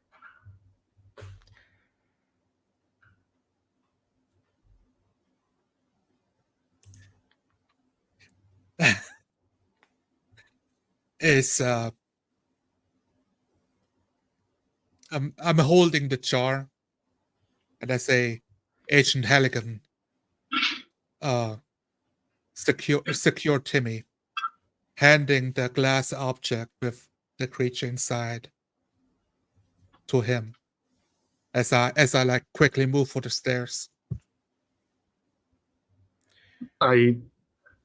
Oh no! I grabbed the jar, like cradling it like a baby. I'm like, "Sir, we're gonna save your son!" And like start running after Agent Webb. Where is he? He follows suit, and he's right behind Halligan, and he notices this jar in your possession, and he says, "My son, where'd he go? What the hell is that thing?" He says, and falling behind, and Betty comes out from the other room, and she's, "Well, what in tarnation's going on here? Why is there so much commotion?" And then she comes into the room, looking at Agent Webb and Halligan and her husband coming down from the stairs. We need to save your son. We'll come back and explain later. My son? My little Timmy? What do you mean? He was just here. Is he in danger? Power walking, I say, "Where did he go, ma'am?" She looks at Agent Webb, and she says, I don't know what you're talking about. I didn't see him." But you have a feeling that that's not necessary. That might not be completely true. Misinformation is not going to help us here. You know what happened at those towers? Misinformation. We want to avoid that.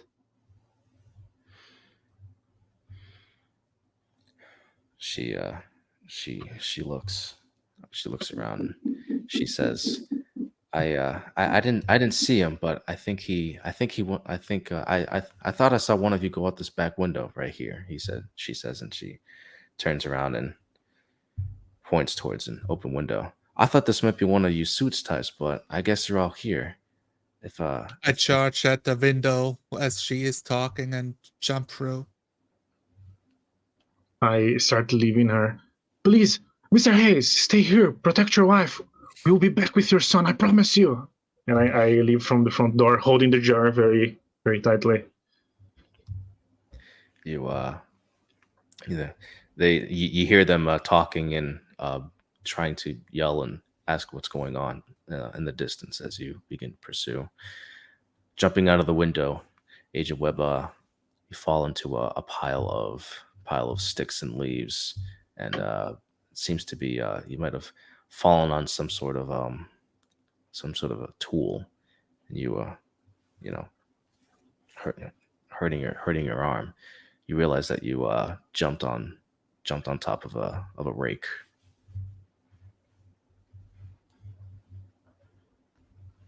Ah!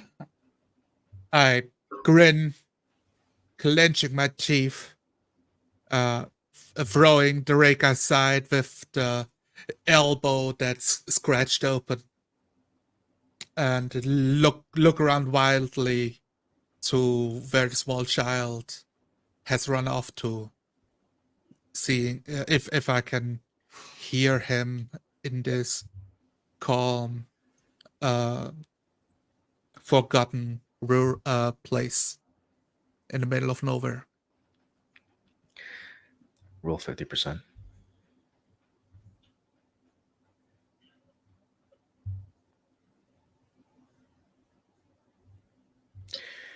You don't listening and trying to gain a sense. You don't have a clear sense of direction as to where he might have gone.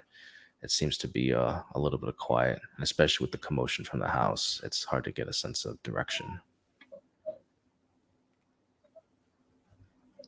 Leaving from already outside the door. Stay here and protect your wife. I promise we'll be back. I run over to I do the turn to get over to Agent Webb, still holding the jar in one hand, raising Agent Webb up. Did you see where he go? I raise my hand to Halligan, my eyes focus on the floor, my inner eye looking out for anxiety, the sense of anxiety, and following it.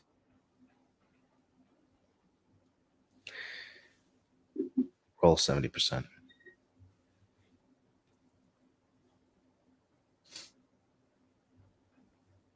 Yes, this way. And I start running off. I run after. Do you need the car? No, it's a child. Should not be able to run faster than we can. Okay. All right. I'm running after the jar. We need to stop the subject before he does something dangerous to the vessel. I running. I look at the jar. Do you understand me? Can you find him? Looking at the bugs. Well,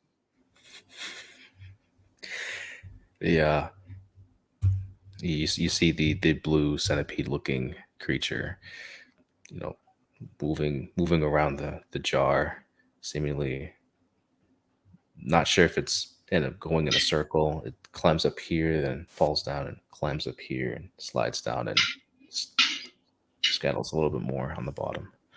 Bob up and down for yes. It continues to scurry up and down, and then it just rests. Halligan, Yeah, I can't. As I jump over like particular thick pieces of branches, I say, we are talking about body transference. They swap places.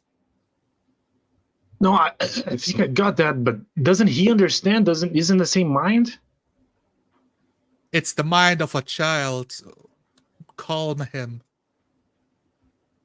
And look, glancing at the jar, but focusing on finding the alien. It's gonna be okay, little Timmy. We're gonna help you. We're the good guys. We are G.I Joe. The antennas kind of touch the side of the glass, and the bug just rests on the bottom of the jar. I kind of put in like a bit under my coat to keep it more secure and running. And I yell out in the darkness, "You don't know how to take care of this body." Following the general sense of direction, you Agent Webb, you get a sense that you're in the general vicinity, but it's not. You don't have a clear visual as to where the boy may be. It's gonna get dark soon, Agent Webb. Holding the necklace in one hand, hanging from my side, I shout out, "The D.I.A has noticed you. There's no way to hide on this planet. It's best you move on to the next. If you seek a family, do not steal it from another." It breaks paragraph 34. I'm like breathing heavily in silence. You notice that being in the woods now, the daylight is fading fast, and most likely have half an hour tops before it gets extremely difficult to see in the woods. They might have gone to the cave, Webb.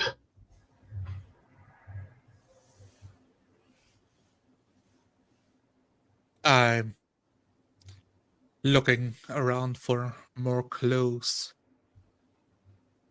trying to find either a hill or something that could have a cave. 60% roll.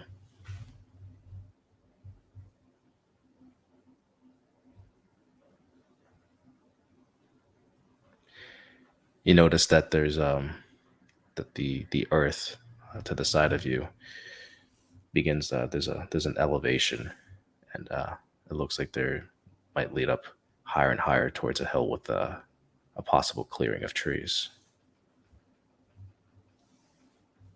I start moving.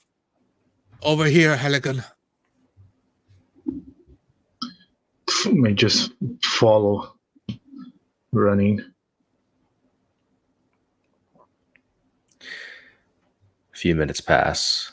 The sun now well below the horizon, and begins to get darker and darker, seemingly by the minute. You're able to spot an object from where you are, but it's difficult to make out what it is exactly due to the lack of light. I yell, "This body cannot live by itself in the dark. You'll perish."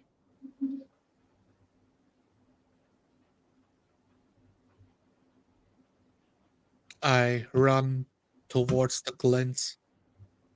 I need trying to cover the distance and get a clear line of sight. You see sort of a possible opening in the earth, and most importantly, you can't make out what it is, but it seems like there's something a little small that's approaching the entrance.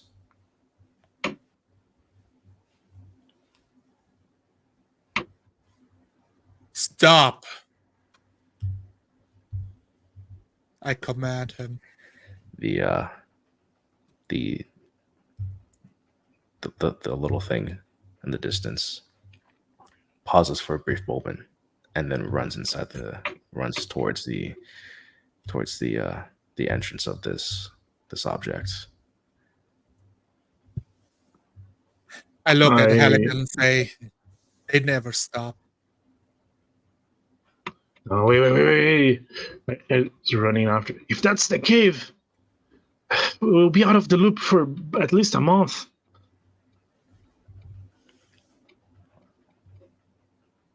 We have no other choice, do we? I kind of hesitate. I could shoot the child's leg. Do it. I pull out my gun from my coat. I catch the jar as he pulls I the gun am- out. I am just like half a second. 3 shots. Their general direction. 60% roll. You shoot your shots. It's unclear as to whether you're able to hit your target, but you don't hear any sounds of pain or anything, and the sounds of the gunshots echo throughout the woods. We're gonna have to go in. I run the direction of the cave. I Come on. join Halligan in a jog to keep my breath as I murmur in Latin a new formula.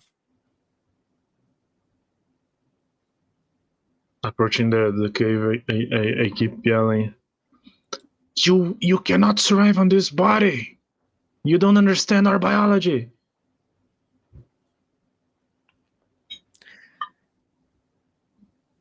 You hear at the entrance of the cave there is a figure that's somewhat decently down in the cave, not too far, but probably about 30 feet into the cave. It's very difficult to see inside, but you're able to make out a figure. I slow down a bit, but I keep approaching it with my gun in hand, not pointing, like a bit, just ready with one hand ahead of me. Let's start like this. What's your name? Your real name? Still chanting in Latin, calling out for the guide Minotaurus to keep us guided through the maze that never stops as I walk behind Halligan. The shape in the figure, it unable to see their face or what they in detail, but you hear a familiar voice, and the voice clearly Timmy now walks forward slightly and with a smile on its face. It's he says, "I told you, you don't belong here. You should have left." And then, continuing to smile, you hear footsteps approaching your direction. A set of 2 footsteps approaching your direction, fast. He says, and then Timmy looks at Agent Halligan and Agent Whip in the distance, and he says, "This is your last chance. Leave now and never come back."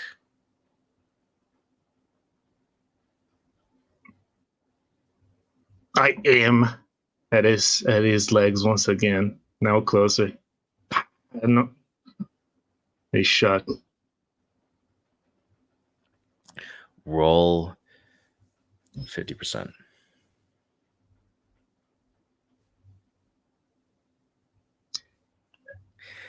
the dark still impeding your vision, you missed your shot, and Timmy's eyes widen greatly, and he begins he begins to panic, and instantly right after, the footsteps get closer, and you hear a familiar voice coming from the tree line. What the hell in tarnation is going on?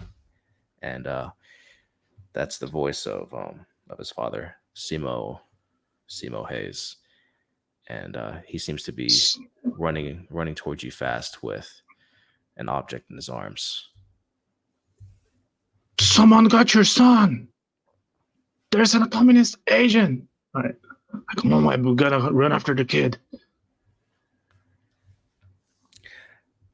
Gunshots? Are you shooting at my son? He says, and he in the dark, you see that this carrying this large long object, and he holds it up to his holds it up to his eyes. He says, "I heard gunshots. You shooting at my son? Nobody shoots at my family."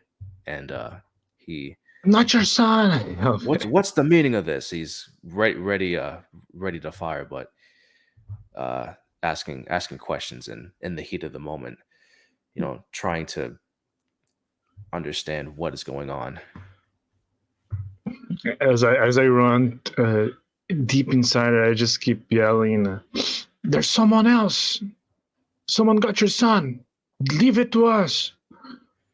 Your son has befriended a fugitive running away from the state and is holding him hostage. We are here to ensure that he releases his grasp and faces judgment. You can trust the FBI, sir. Someone got my son hostage? That's crazy. Let me come with you. I can't let anybody touch my little Timmy, he says, and he, cocks Your his wife is in danger. double shot. You cannot, sir. You have to take care of your wife. This is official state government business. Turn back home and wait for our arrival. There is no discussion here. I try to command him. 60% roll.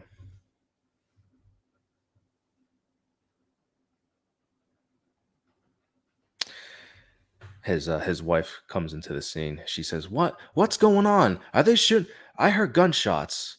And he turns to his wife and he says, "Betty, they say that somebody's got our son hostage, and they told us to go home, but I think I'm gonna wait right here just in case, And he looks at Agent Webb and kind of doesn't follow his commanding demeanor. He says, "Listen, I'm not gonna follow you inside that cave because I know that's bad business, but I'm staying right here until I know what's going on and I got my son back." Okay, so sir, I'm still running and trying to project my voice, way behind me. Call 333. Say we have a C5. Say Halligan told you so. Wait here.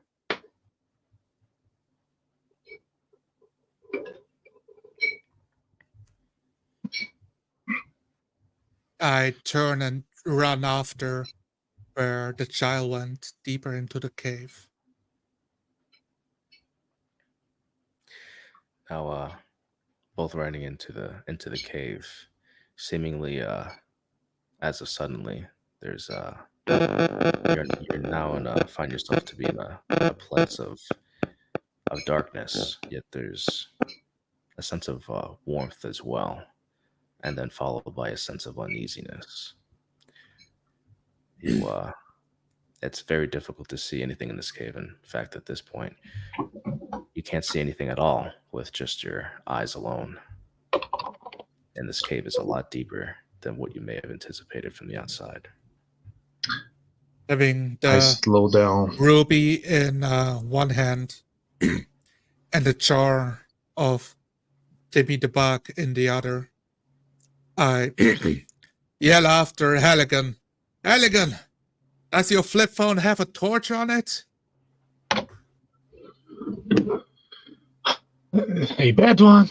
like flip up, pressing the buttons. There's a soft white light enough to illuminate my feet. Here, trying to catch my breath.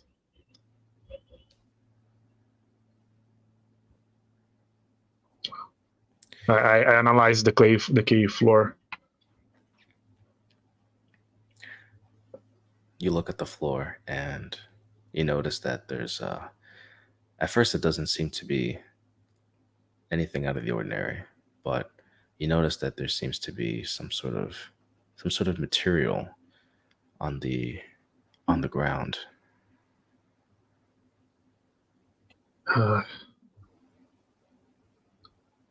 Leak goo.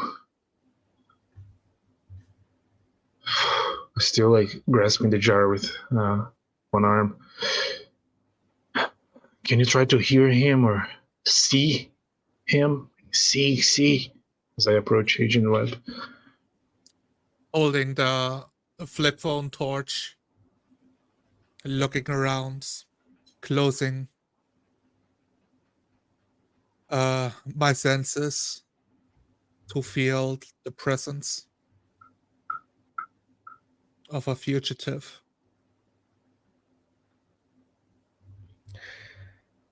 Roll 70%.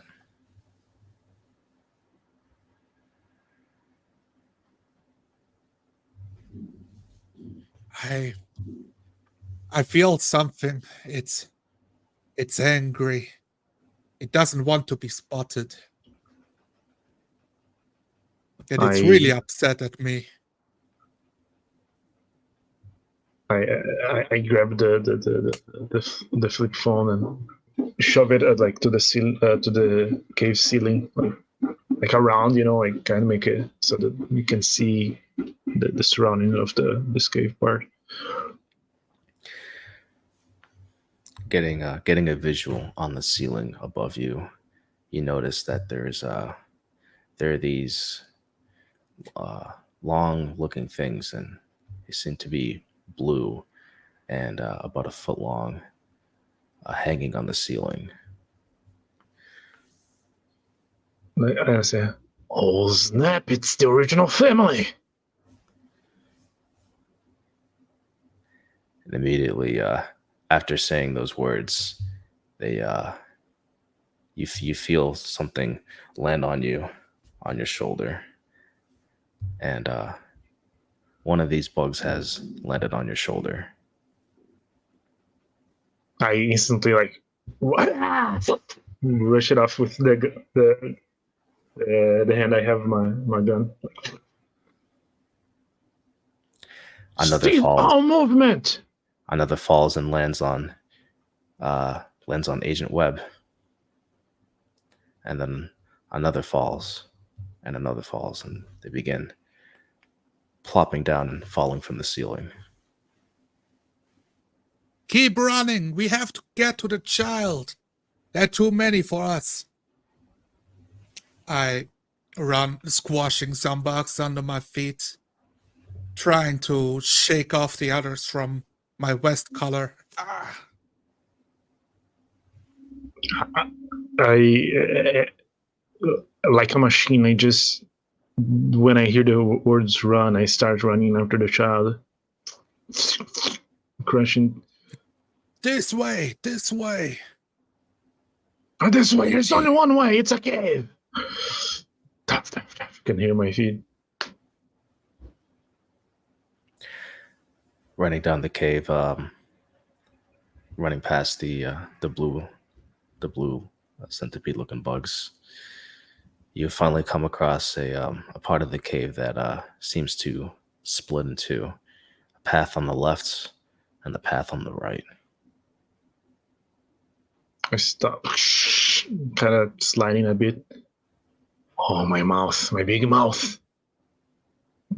I'm looking like at both of them, like with the jar in one hand, the gun in the other. I do not hesitate and charge down the left side. I run after Webb. running down the left path of the cave.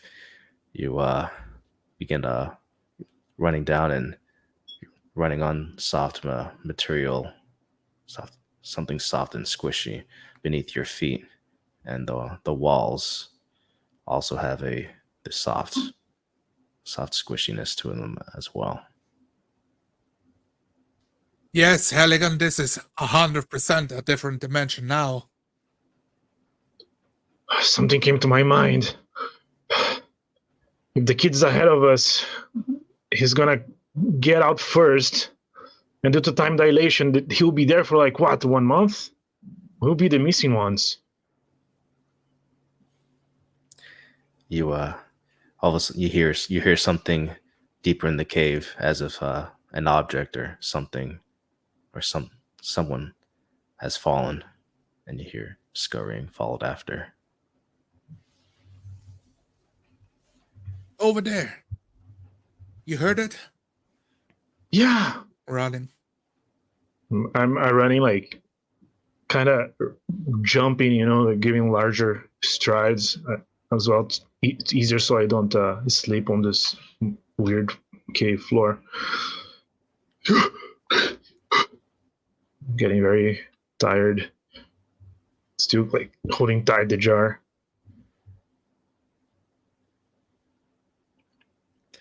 Finally, you coming out of this tight path that was relatively small for your size.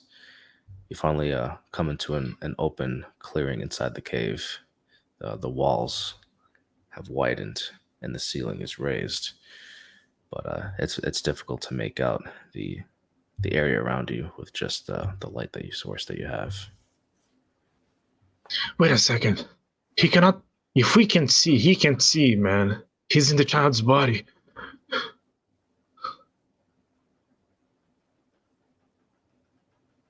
Good thinking, Halligan. Turn off the. He might remember the caves though, but still, a human body is not meant for this.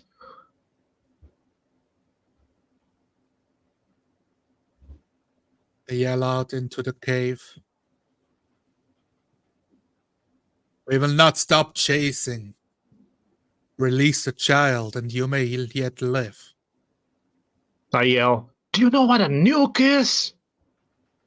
If this child dies, this whole dimension is gonna be blew up to smithereens. You and your kind have a chance to get out alive. You your words echo throughout the area, seemingly multiple times, and then you begin to hear. For a moment, there's nothing, and then there's a stirring. There's you hear something to your left, then you hear something to your right, and it's unclear as to what it is, but something is stirring.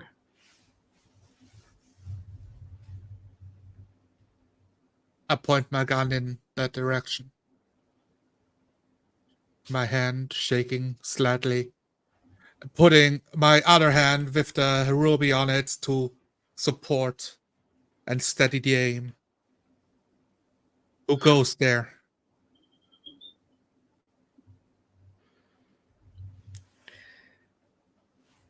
Stirring and scuffling about, getting closer to you. You see now it comes into vision. There's this object, this thing, and it's clearly moving towards you, and it's about 10 feet away, and it's coming, and it's unable to make out what it is, but it's coming right towards you, and it's about the size of a couch. I take a shot. Blam! 60%, bro. A dead hit. The you hear the bullet impact.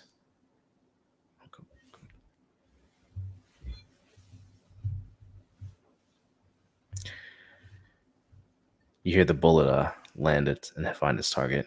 The the object falls down, and you hear this seemingly this screech, and a blue substance flows from its body.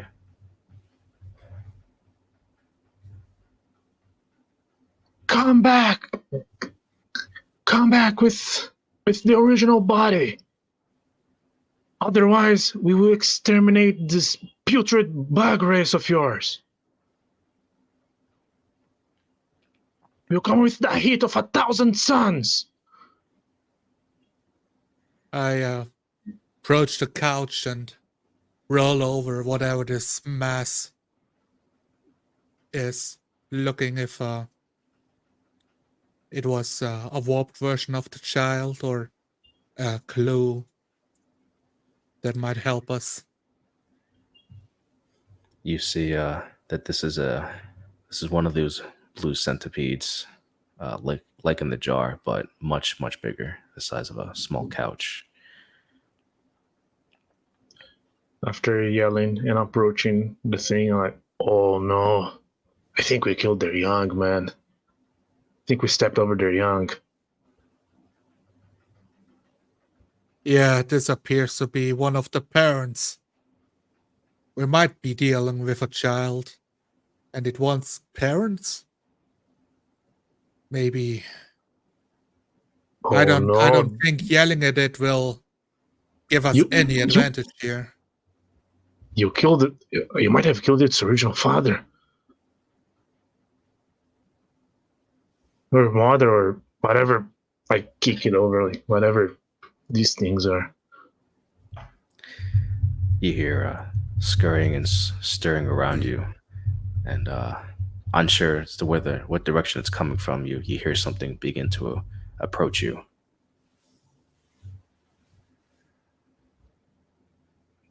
Can you try to communicate with it? I yell out and say, "Stop right there, or you'll get a bullet." Oh, I know this language as well. Seemingly unaffected by your words of declaration, it begins walking and running closer to you now. It's shaped now a blue, and it appears to be one of those creatures running fast towards you. Its antennas going crazy. Now this time, I raise my hand at it. 2 shots. 70%.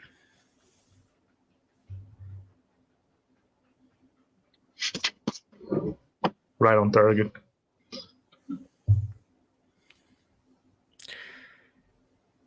The body also falls, and you hear another squeamish sound arising from the wounded entity. Look, Webb, the kid is understanding us probably because of the human body. I don't think these creatures can understand English.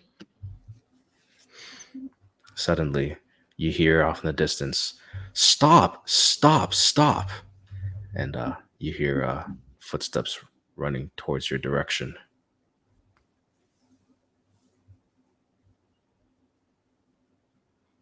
I holster my gun, and you see the cave illuminated by a lighter and the end of a cigarillo as it lights up my lips, taking a deep draft.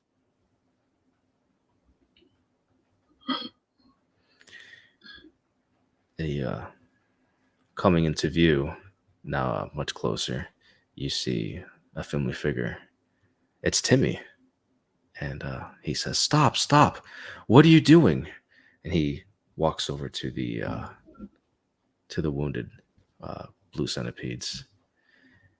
And he puts his arms and kind of touches them for a moment.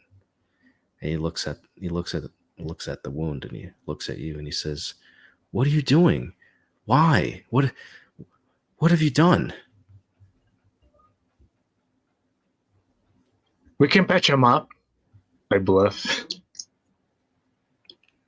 If you go back to your body, This is not a game anymore, child.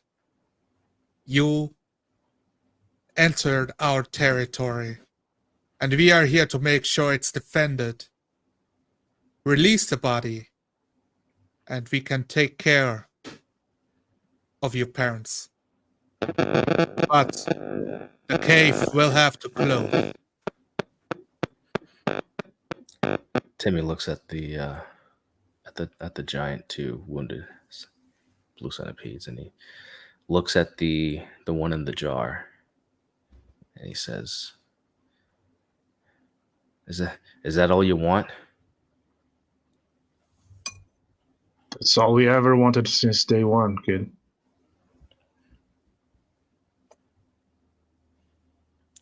Then Timmy begins to look down, and he feels apprehensive. And then he says, "Okay, all right. I don't want to be. I don't want you to hurt any more of them. Please, please. They're my family." Neither do we. Agent Webb begins to get a very unusual sensation. On my guard, I reach out to his mind to sense the future actions of alien Timmy. Roll 60%.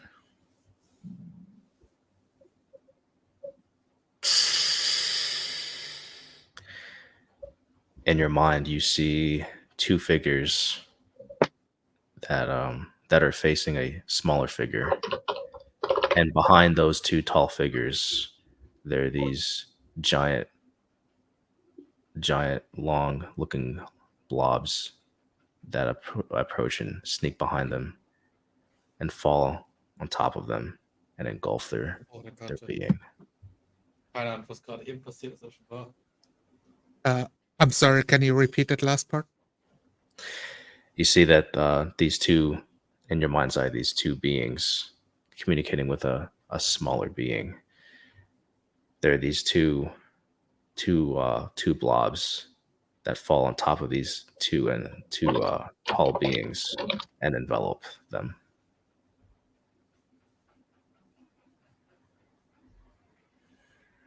I, with the cigarella in my mouth dropping to the floor, as I grab for my gun and turn around yelling, "It's a trap!"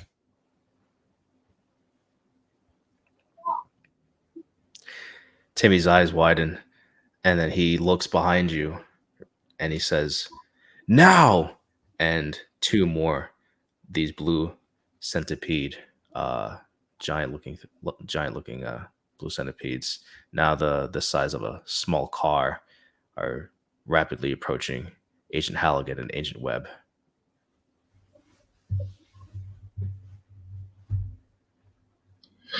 I turn my body, 3 shots in the general direction of the thing.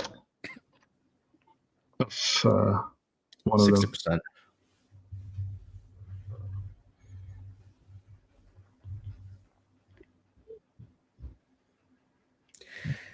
Your shot hits one of the legs, but it keeps going and charging towards you and Agent Halligan, but at a slower pace. The drum of my revolver slowly turns.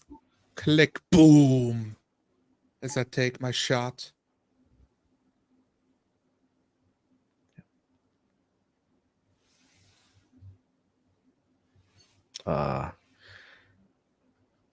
You take your shot and you hit an antenna of the other blue centipede, and it seems to shake and coil at first, but then they both running towards you rapidly, and then you notice that Timmy also begins running from behind you while you're focused on the two centipedes.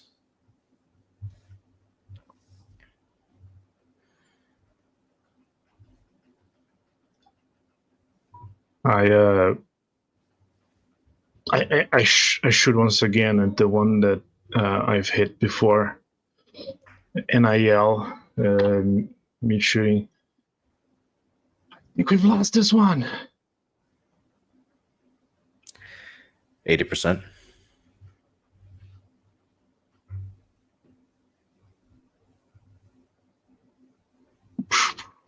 And I keep yelling.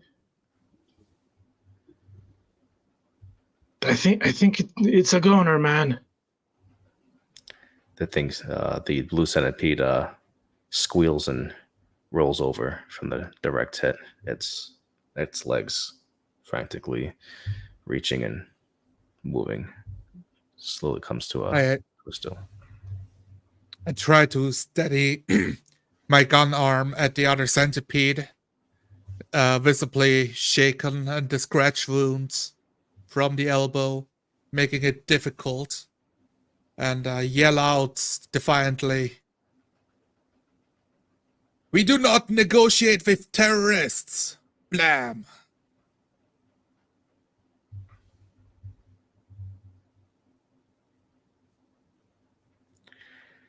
Striking the target. The centipede continues to move towards you, and Timmy now running up and jumping on, trying to jump on Agent Webb's back and try to distract him and pull out his jacket and be a nuisance. And the centipede is fast approaching, now about 7 feet away. I stride over once again, aiming with just one hand. 2 shots at the remaining centipede. 70%.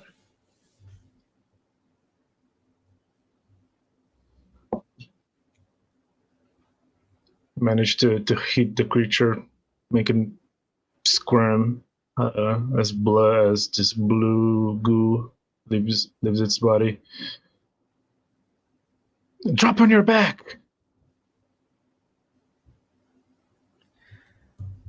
The blue centipede also falls over and squeals, its legs also dangling in the air, and kind of rolls to the side and comes to a still. I let myself fall to roll off my shoulder, pinching Timmy against the floor, and try to roll off and get a grip on him.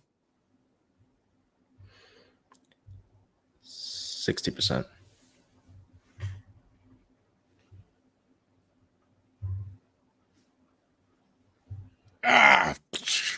Now my hand on his chest, trying to grasp for his arms as he squirms around. I approach over with jar steel under my arm, below the coat. Do you want me to hold him? Do it. I set the jar against the cave wall, and then put all my weight on top of the boy. Well, what was once a boy, holding him tight. You holding him down firmly. He's struggling. He's like, "Let me go. Let me go. Let me go," he says. And I put my hand over his mouth, like making him shut. Like, just shut up already. Your hand over his mouth. Continues to fight and resist under your control. Chanting in Latin, "Do not look away. Do not blink."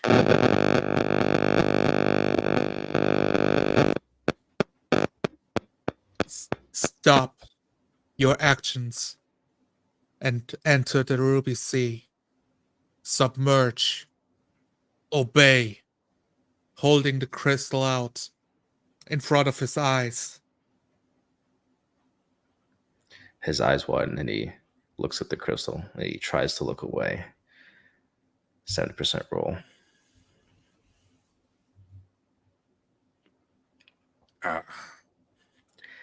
He looks at the crystal and he begins to, continue to fight and scream, and even tries to bite Halligan's hand. And he says, finally, he's trying to mouth something. Can't get the words out with his the hand over his mouth.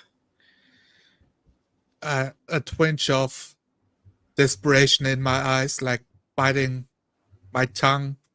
I punched the child in the stomach. Fuck. Timmy goes, "Ugh," and his eyes widen, and You know what, Web? I get it. I stand up, still holding the child, and drag it over, and put it the side of the dead bug, and I turn its head to face that bug. This is gonna be you if you don't cooperate right now. Be quiet and look at the red thing. Timmy looks at he seemingly without many choices, he looks at it again, and his eyes blink, and he's begins to feel a little unease. His body begins to vibrate and shake. Something seems to be happening. I'm weirded out by seeing this thing happening, but I keep holding him tight in silence. I'm sweating. The depths of the roots from this parasite tree is not deep enough to escape the ruby sea. You shall be lurched from his body, pulled away. Release him, or it is the end of your day. 80% roll.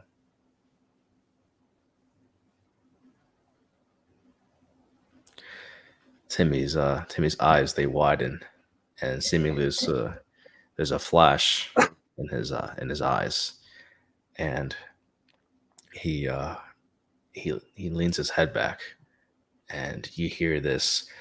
You hear the sound of a child, the shrill of a child, ah, and seemingly his body moving and vibrating and turning, body contorting until finally there's nothing. The eyes are wide open, and there's no breathing coming from his stomach.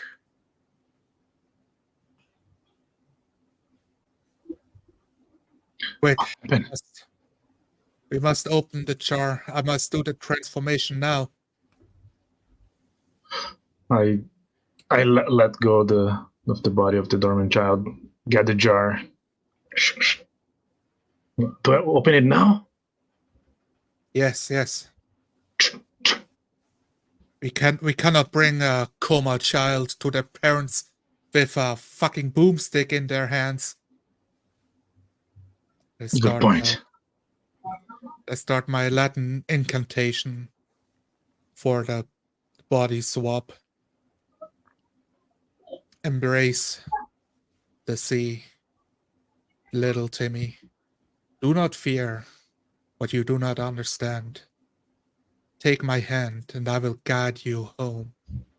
Home to your parents, to your planes, to your room. The caterpillar will not haunt you any longer. Guiding him with my words, trying to be soothing. 80% roll.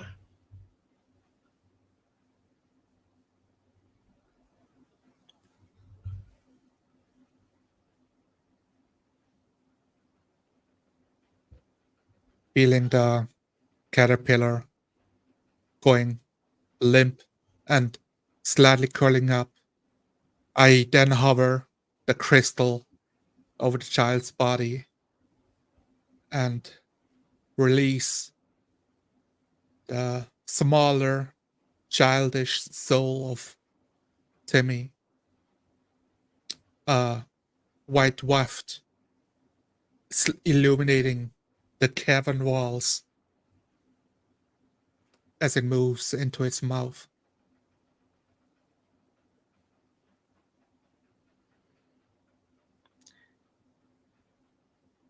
And it moves, there's it begins to be a strange sensation again, not just felt by Agent Wimp, but also by Halligan.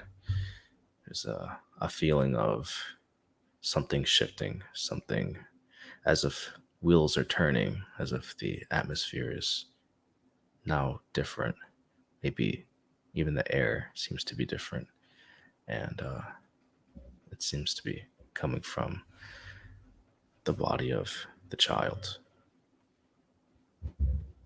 I shiver. What's going on, Webb? I don't know. And that scares the shit out of me. Did it work? I look at the curled up bug, the original one. Finally, the blue centipede, it it falls limp and slides off of Timmy and seems to be lifeless. And for a moment, there's a brief pause, and there's a stillness in the cave.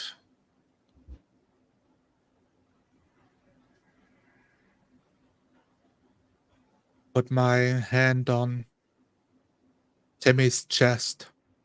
If he has a heartbeat, You feel. And then suddenly, Is he alive? You hear Timmy coughing and gasping for air. And As a reflex, I point my gun at it like and pull it back as a reflex. Like, he looks around, and he looks up on the damp and moist cave floor. He looks at his arms, he looks at his shirt, he looks at you two, and he says, "What? Where am I? Who are you two? What's going on? Where's my dad? Where's Papa?" hey, did this work or is it messing up with us? I look at the bug, the one that was in the jar. I raise my hand and I say, "It worked." Okay. Timmy, I get the jar and put like on top of the bug, the original one, so it doesn't escape when it wakes up. do you remember what happened? Timmy, he looks up at you and still very much dazed and confused. He sees the amulet. He sees both of you looking at his eyes, and he says, "Remember what happened? I don't know. I was walking around, and I never been in this part of the woods, and I don't know. I think Papa told me to not go to a certain place, but I just wanted to see, and I don't know. And then all of a sudden, I'm here, and I don't know what happened." I approach him, like helping him on his feet. Yeah, kid, it's climbing is good. You know what? I'll get you back to your parents. They're waiting for you. Yeah, he begins crying, and he says, "I don't know what's going on. I don't like it here. Please take me back to Let's get out Mom of and here. Papa." Yeah, I hate this place, kid. I Come put on, my hand on his shoulder. It's gonna be all right, kid. We are here to get you back to your parents. Take you've been very brave today, Timmy. You know that? You've done a very brave thing today. as we're walking, I look at the web. Okay, you're gonna write on the report a B3. Okay, let's update it. Let's see if we can get the boys to not only close this place, but maybe even take extreme measures and exterminate it, just to be sure.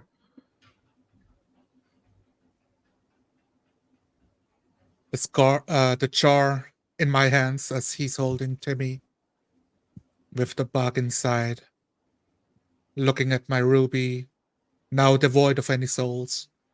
I say, should we return this to the agency? Question its origin? Yeah, it would be wise.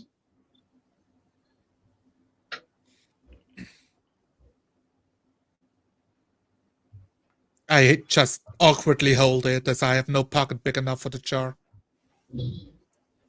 guiding us out of the cavern. At the entrance, you're greeted by not just not by Timmy's father or mother, but there's a whole station here. There's a small building, seemingly a small shack, and there's a bunch of fences and barbed wire around the area. And Just as Akoda yell, under the red eye. Like kind of dog whistle.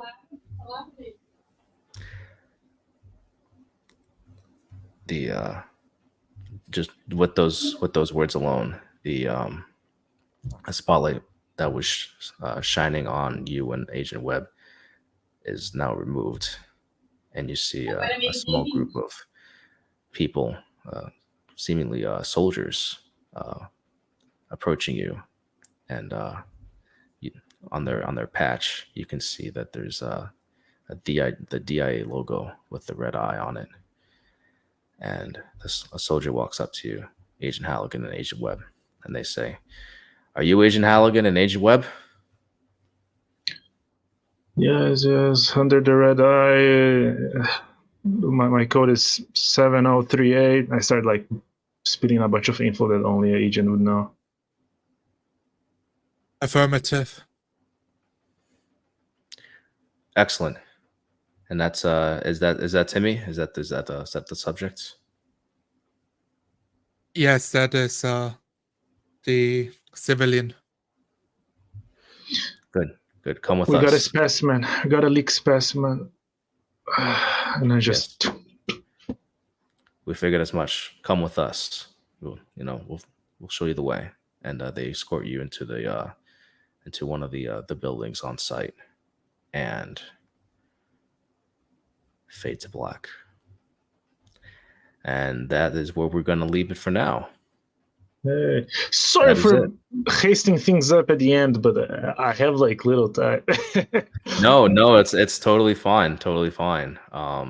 Rootin', tootin', gun shooting at little kids. Yeah. That's cool. I was thinking, like, should I just shoot without asking? But like, I'm gonna ask, but I should have just shot it without asking. I love it because it's like, should I do it, Web? Yes, shoot the kid, shoot the child. I know. As soon as you begin taking shots at the child, I thought, wow, this is escalating really fast. This is crazy, but I love it. Yeah, you know? yeah. I was definitely a lot of trying to negotiate, like intimidate, and it avoided all my moves. I couldn't convince him. I couldn't do my spell, and when he resisted in the cave, I'm like, really desperate. I'm punching this body now. Like, I'm ready to knock him unconscious or into submission, which made would make Agent Webb really bad about this later. Yeah. It's like, oh my god. Yeah, it was definitely getting really hairy. Yeah. In terms of like getting more and more intense. I do want to be time sensitive to you, Nicholas. Do you have to go right now, or do you have like a few minutes to kind of talk about the game? Yeah. I just want to say a final word. I do have to leave. You guys can keep on talking, but Okay. if I had more time, I'd like to just roleplay, like getting back, maybe like reporting and stuff like that. But it was very interesting. I think it felt very movie-like to me, or like a series, like like I was watching an episode of like a series. It felt to me like that. The beginning was like very slice of life, very very chill. I just want to mention one point where when he was in the room and he tapped on the floor, I'm glitching. Okay, I'm back. Am I back? Yeah, I think I you're think back. you're back. Yes. I didn't catch You what heard you were saying. you Can you hear heard me? the knocking? Yeah, I can hear you. Yeah, you're a little glitchy on Am I my glitching? end. Okay. So what I was saying is, when you did the 3 knocks, like I got it. Oh, like that's like our code. And I was going to go Yes. ahead and describe like me in the kitchen and be like, oh, you know what? I think I'll go upstairs. That as a sign, like, oh, like things escalated, like, so I was already like going up. That's why I tried to just answer back with like the tum tum tum to kind of signify, yeah, I heard the call. That was just like out of my mind, one thing that I wanted to mention. Yeah. I wanted to give you the chance to take your turn, even though like I'm in the room with the child, that you can interact in the background of getting into position, like maybe convince parents, maybe even get your gun ready. Like you don't know what's happening, but I know this is trouble. I need backup in case this child escalates and rips me apart without anybody knowing, I'm trying to assess the danger of this alien taking vessel of a small child. It was very, very cool though, but I really do have to leave now. We might comment this later on the Discord or on a live stream, just as the aftermath, But I really have to leave now. I'm sorry, but I'll keep in touch. Thanks for running the game for us, man. It was awesome. Yeah, it was fun. Absolutely. See you later, Nicholas. Wanna keep talking, Al? Yeah, we can keep talking just to kind of make it easy. Since we already got the cameras rolling, so yeah, we can talk about it, man. Absolutely. Oh yeah. How did you like me busting out the rhymes at the end there? Man, I was really pulling this out of nowhere. Like, yeah, I guess this fits. In the beginning, I would have believed if you prepared like what you like the Latin enchantings that you were coming out with. At first I thought, oh hey, look, he's prepared some material. That's pretty cool. That's someone's really going out of their way as a player character. And then later on I was like, I think he's kind of going along with this like in the moment, but this is great. This is awesome, and it's just kind of like, okay, what is he going to come up with now? What is he going to say, and it was interesting. It was a good touch. I didn't see it coming because I thought it would have been something you prepared ahead of time, but no, yeah, I think it came not out not whatsoever. Right. Nothing at all. It's like the Ruby Sea. I was just trying to think of something that the ancient Romans might say to like cast a spell on somebody in a weird way, like something yeah, like shackles, like casting shackles on somebody, but on their mind, on their soul. So I kept going with the flow of whatever came to my mind, without like sounding too corny or too cheesy. That was the hard part. Like, how do I? Yeah, how does it not get corny? I don't know. Yeah, I think I mean it definitely sounds to me like a bit of a balancing act. You're right. You don't want to be too far outside of the boundaries of what the setting is supposed to be, but I mean you also want to be Yeah, able to express yourself like as your character. So yeah, I don't think there was at least at the top of my mind, I can't think of anything that was outrageously corny or just anything of that nature. Um I thought that pretty much everything was well in line. Even with the made up enchantings that you came up with along the way, it wasn't like it was ridiculous or silly or anything. It seemed to yeah. be, yeah, that seems pretty natural. It fits. That's what I would say. I do feel like it should be addressed now. Now that it's still recorded, like, yeah, I do want to apologize for telling you no, because I said I grabbed the jar. You heard I grabbed the child, right? And Yes, yes. I I I like wanted to that, make like, that point. no, I'm correcting you right now, the jar. So, like, Yeah, leaning in after rolling the dice, because I'm confused why I'm rolling the dice in the first place. It's a yeah, jar. What's so difficult about grabbing it? yeah. I think Yeah. yeah, it just because I'm still, sometimes it takes me a little bit to fully understand, someone else with, you know, with a different accent, I would say. Yeah, And I do have a when- strong accent. I know yeah, that. so when you said jar, right? And but the way you said it, it says char, and that says char, child, like Oh, okay. he mispronounced child. Like, okay, that's not a big deal. And then you said, you're trying to tell me it's the jar, and you say it as char. And then it wasn't until after you said it like the second time, I believe, I realized, oh, it's the jar. But I didn't want to interrupt the scene moving Yeah, forward, yeah. and so just kind of, it's like, okay, give him a second, let him take the wheel here, and we'll course correct. So that's just kind of a miscommunication thing on my end. I didn't quite understood you there.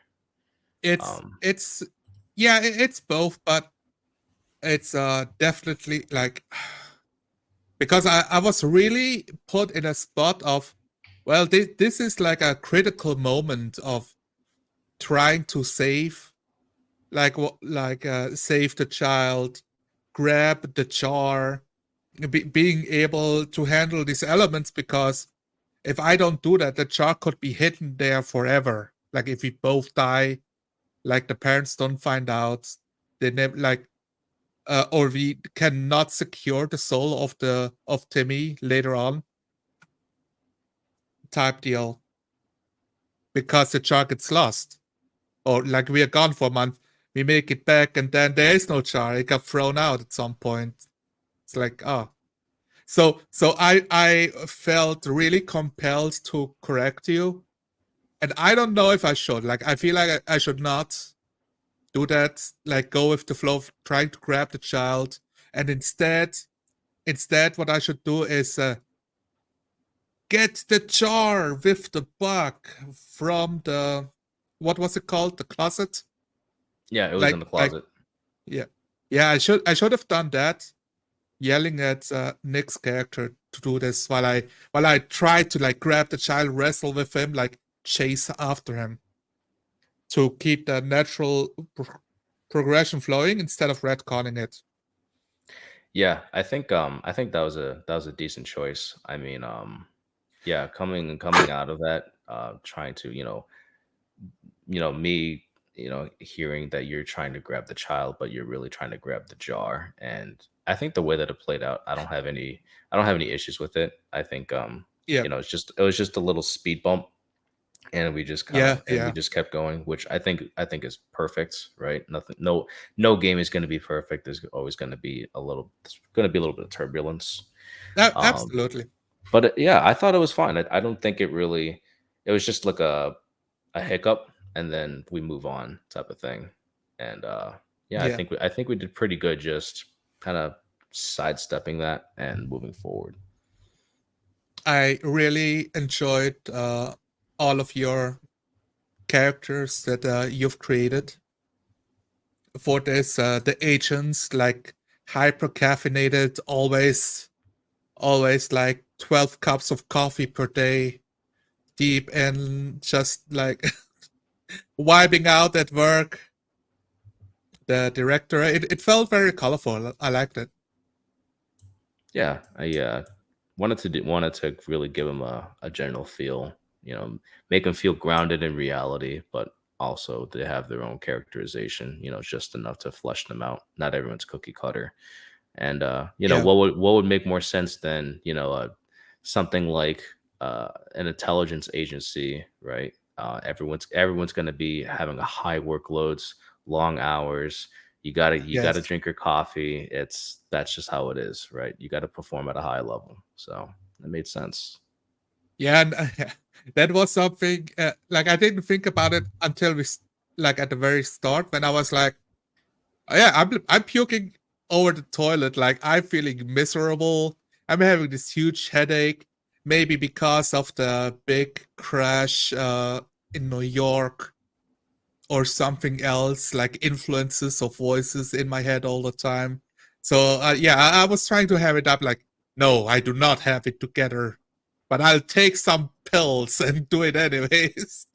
Yeah, it's I thought it was really interesting the way that you started off your character and you anchored them in the bathroom first. I was not expecting that, and I thought, okay, that's, you know, I figured, oh, you would be in your cubicle, you know, and Yeah. Nicholas's character would be in his cubicle, and you would get the call, and oh, hey, we got to go to the director's office and walk over there, and then here you come out and you say, I'm puking in the toilet. I'm like, all right, here we Yeah. go. I can work with this, you know, and we Yeah. did. So I think that's the fun. That's the part I really like about 4D, as they call it here in this space, is you know, you guys, you have the, you know, we agree that you can co-create elements in the game, you know, to a reasonable degree, and anchoring yourself Yeah. in that way. It's kind of like it's fun for me as a as a whatever you call it, game master, running the game, director in this case. I really liked it because that allows me to kind of roll with the punches and to sort of think on the fly. And in a way, Yeah. it's like you guys are playing the game. You're the players, but for me, I'm also kind of playing the game in a different way. And it's like I'm rolling with what you also give back to me, and then we kind of keep the machine going. So I thought that was really cool. Definitely caught me by surprise, but I think it really set the tone for the rest of the game. Yeah, absolutely. The driving the car, it felt really cool because we did a bunch of like just role playing in character, but we had movement, we had a dynamic, we switched like how we looked, like how well put together we were. Like, yeah, like he's driving, I'm handing the sandwiches. Then I'm like, I got my jacket hung up like on this by the car, like on one of the. I kept thinking Bügel, but you don't speak German, so uh, what do you actually call it? The thing that you hang up your jacket on? Um, I mean, it would by default. I'm thinking of a coat hanger, Yeah, yeah, yeah, or a yeah. coat rack. That's what we call it here. Exactly. So it's a coat hanger, and you just hang it inside the car because you always want your suit ready, like and to look good. So you got a coat hanger inside the car exactly for those cases of, man, I'm a government official. I cannot afford to look like shit. you know. Yeah, no, I definitely hear that. And it's funny because I took a lot of you described it as an alto vest. Is that correct? That you were wearing? I think it was I underneath was the jacket. thinking, yeah, I was thinking like I have my shirt, I have my tie, and I have like a short vest, something, but not like the big suit. Yeah. Yeah.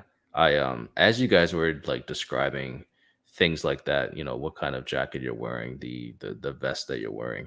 I I kind of I'm writing down these details just to make sure like I keep that information in mind in case it becomes more relevant Mm, moving forward. yeah. And I'll, you know, a lot of it obviously the vest never came up again. The Yeah. jacket hanging on the coat hanger, as we say here in the states, that didn't come up again. But it really kind of it really kind of made me take note as to what to pay attention to, keeping things written down. So that way, if it became relevant again in the future, then you guys, I would be on top of my game. And Yeah. I do think it needs to be mentioned because, um, I don't think I've mentioned this before too often, but I'm relatively very much new to running games in general. Like I've only really been Hmm. a player like 99% of the time, and this is like the second game that I've ever run, and it's the longest game I've run yet. Going on to 3 hours Oh, wow. here, and so it's kind of like I'm kind of creating my own style of running the game as I'm running the game, and a part of that was like note taking. I mean, I have it right here, right? I have your order at the fast food place, written right here.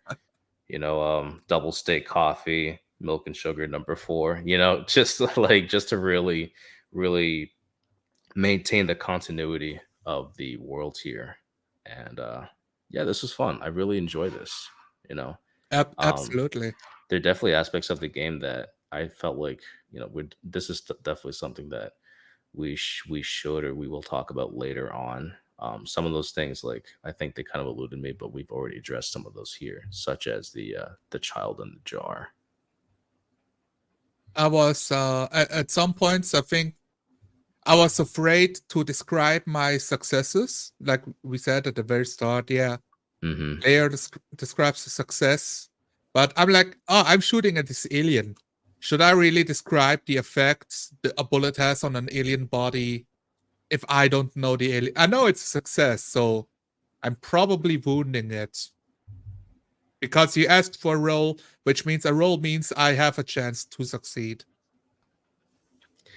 Yeah, there was a few times I think off the top of my head, if I remember correctly, that I I didn't realize it until afterwards, but I think I described like when you would roll for a success, I ended up describing your success, which is which is the other way around.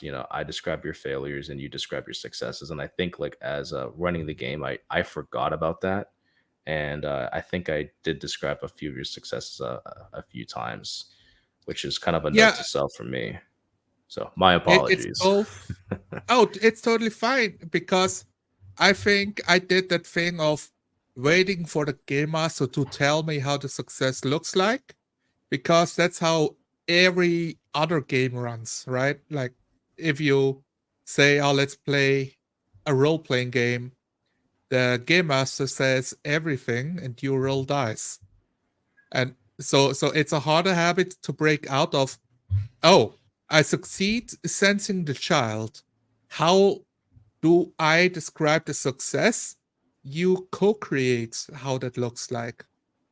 Like I catch the scent or I see the red thread floating through the air and I follow it like a visual guide that only my character can see. Or what I literally did is I think in the forest, all did was say, this way, and I ran off. And I'm not describing where I'm running or what's looking like. I'm running, and you can decide what happens next. Yeah. No, yeah, that's definitely that's an aspect I loved about it too. Running this game here. It's it's relatively it's a new feeling for me. But Yeah. it's a lot of fun. It's a lot of fun. I can see why people like to run Oof. games. It's I mean, I saw it the first time, but this really gave me a prolonged exposure to it. Oh, It's how did it feel to run a game that you have little preparation for? amazing. Absolutely incredible. Yeah. I love it. Yes. It's funny because I've done a little homework, right? I'm not like super brand spanking new to the hobby, right? I would watch a few videos and I would find other people, content creators who are talking about tabletop games, and Mhm. I've watched a lot of videos, mainly actually listening to them like their podcast. That's really how I consume information these Yeah, days. yeah. And basically one of the not a conclusion. That's not the word I'm looking for, but where I've arrived at is I realized that uh, a really sound piece of advice was to not over prepare and do not railroad your players. And basically, okay, well, how do I avoid railroading? Is I can't be super. I can't overcommit to all the material that I've written. I have to be flexible because you guys are going to do Yeah. things that I can never predict. And you did, right? Case case case A, right? Starting at the bathroom, sick over the toilet. Didn't see that coming. I So did yeah, not prepare a toilet. What do I do? How does this yeah, toilet look like? Where's my notes? right. Oh, I didn't prepare the toilet, so I'm stuck, can't run the On game. which level is the director again? I don't know. I'm just going to level 14 and Yeah. exit there. And somebody will tell me, the director is on like level 29. Like, shit. Yeah. So I thought that was so it felt really good to run a game with little preparation. Nice. I've listened again, I've listened to a lot of people talk about this. And I don't know if it would be in the category of running it as a sandbox or if you're just you're generating the content as it goes. But basically, I just kind of prepared the world with just a handful of elements. There are these cases. Here's a handful of agents that you're going to be interacting with. Maybe an additional one in case there's extra interaction. And with co-creation also a part of it, I think that also helps because not all the generation is coming from me. And Yeah. I think that really helped a lot. For an example, the main the family that you and Nicholas visited, Simo Hayes, I think that's his name, Yeah. and his wife and his family. That's obviously that was something that I believe Nicholas co-created into the world. And I thought, okay, well, that makes sense. You're going to go on site. You're going to, visit and talk Oh to someone yeah. who's Yeah, he there. did. He did. He We co-created got it, a subject who and I disappeared for like I thought 6 that was months brilliant. or something. Like Yeah. I already had a scenario in my mind as to how you two are going to basically go from the car to talking to the right people, and then you go to the cave. But then he said, "Oh, Simo Hayes, he lives over here," and I thought, "Yeah, let's run with that. Let's see where that goes." And then this old country farm. He's got the traditional wife, and got the truck on the driveway. It It's the worked out. picture of the family picture of an old-timey farmer and his wife and holding the fork, It's Yeah, like the pitchfork with the barn in the background. yes, Yeah. exactly. Yeah, exactly. That's the vibe. And That and I that is the liked vibe. and you also immediately picked up on me saying, uh I think I said something like, I believe this place looks like it was was this created by the original pioneers? And you immediately picked up on that too, like, yeah, totally. Why not? Oh yeah, those made in 1812, old style. To me that's kind of fun to do because I mean I did not prep that at all, right? I can say that for sure. But Hmm. for me, I just kind of whatever comes to mind, and it makes sense and it's relevant and it could really just fit into the story. It's like, yeah, we'll put that in there, and I think doing it in a way that it feels very natural, I think that's awesome. I mean, of course, there are things that I have prepared and they, n- they're None of it got probably going to used. happen that we're going to use. But I Okay, think I okay, think a okay. part of the magic is, it's all a seamless experience, right? It's not all generated, but there is a level of preparedness, but there's a lot of flexibility here. So Yeah, yeah, I thought that yeah. was really cool. That was an awesome co-creation element from Nicholas for sure. And there's a lot of them too, especially the fast food place. I noticed that none of you mentioned what the name of the fast food place was. So I decided to So kind of come up with my own, and it worked out. absolutely. I was thinking of some names like In-N-Out, McDonald's, Wendy's, or Yeah. something. But I'm also thinking, I'm not American. He just said it's new. And I wouldn't know what a new fast food restaurant would be called, like in New York or like a big America city. Yeah. Yeah, I don't even know. Like, actually, I don't even know if we are in New York or Washington, D.C. or Miami. It's just like I know that literally 4 levels of our department got pulled away for breathing to focus on one task. yeah.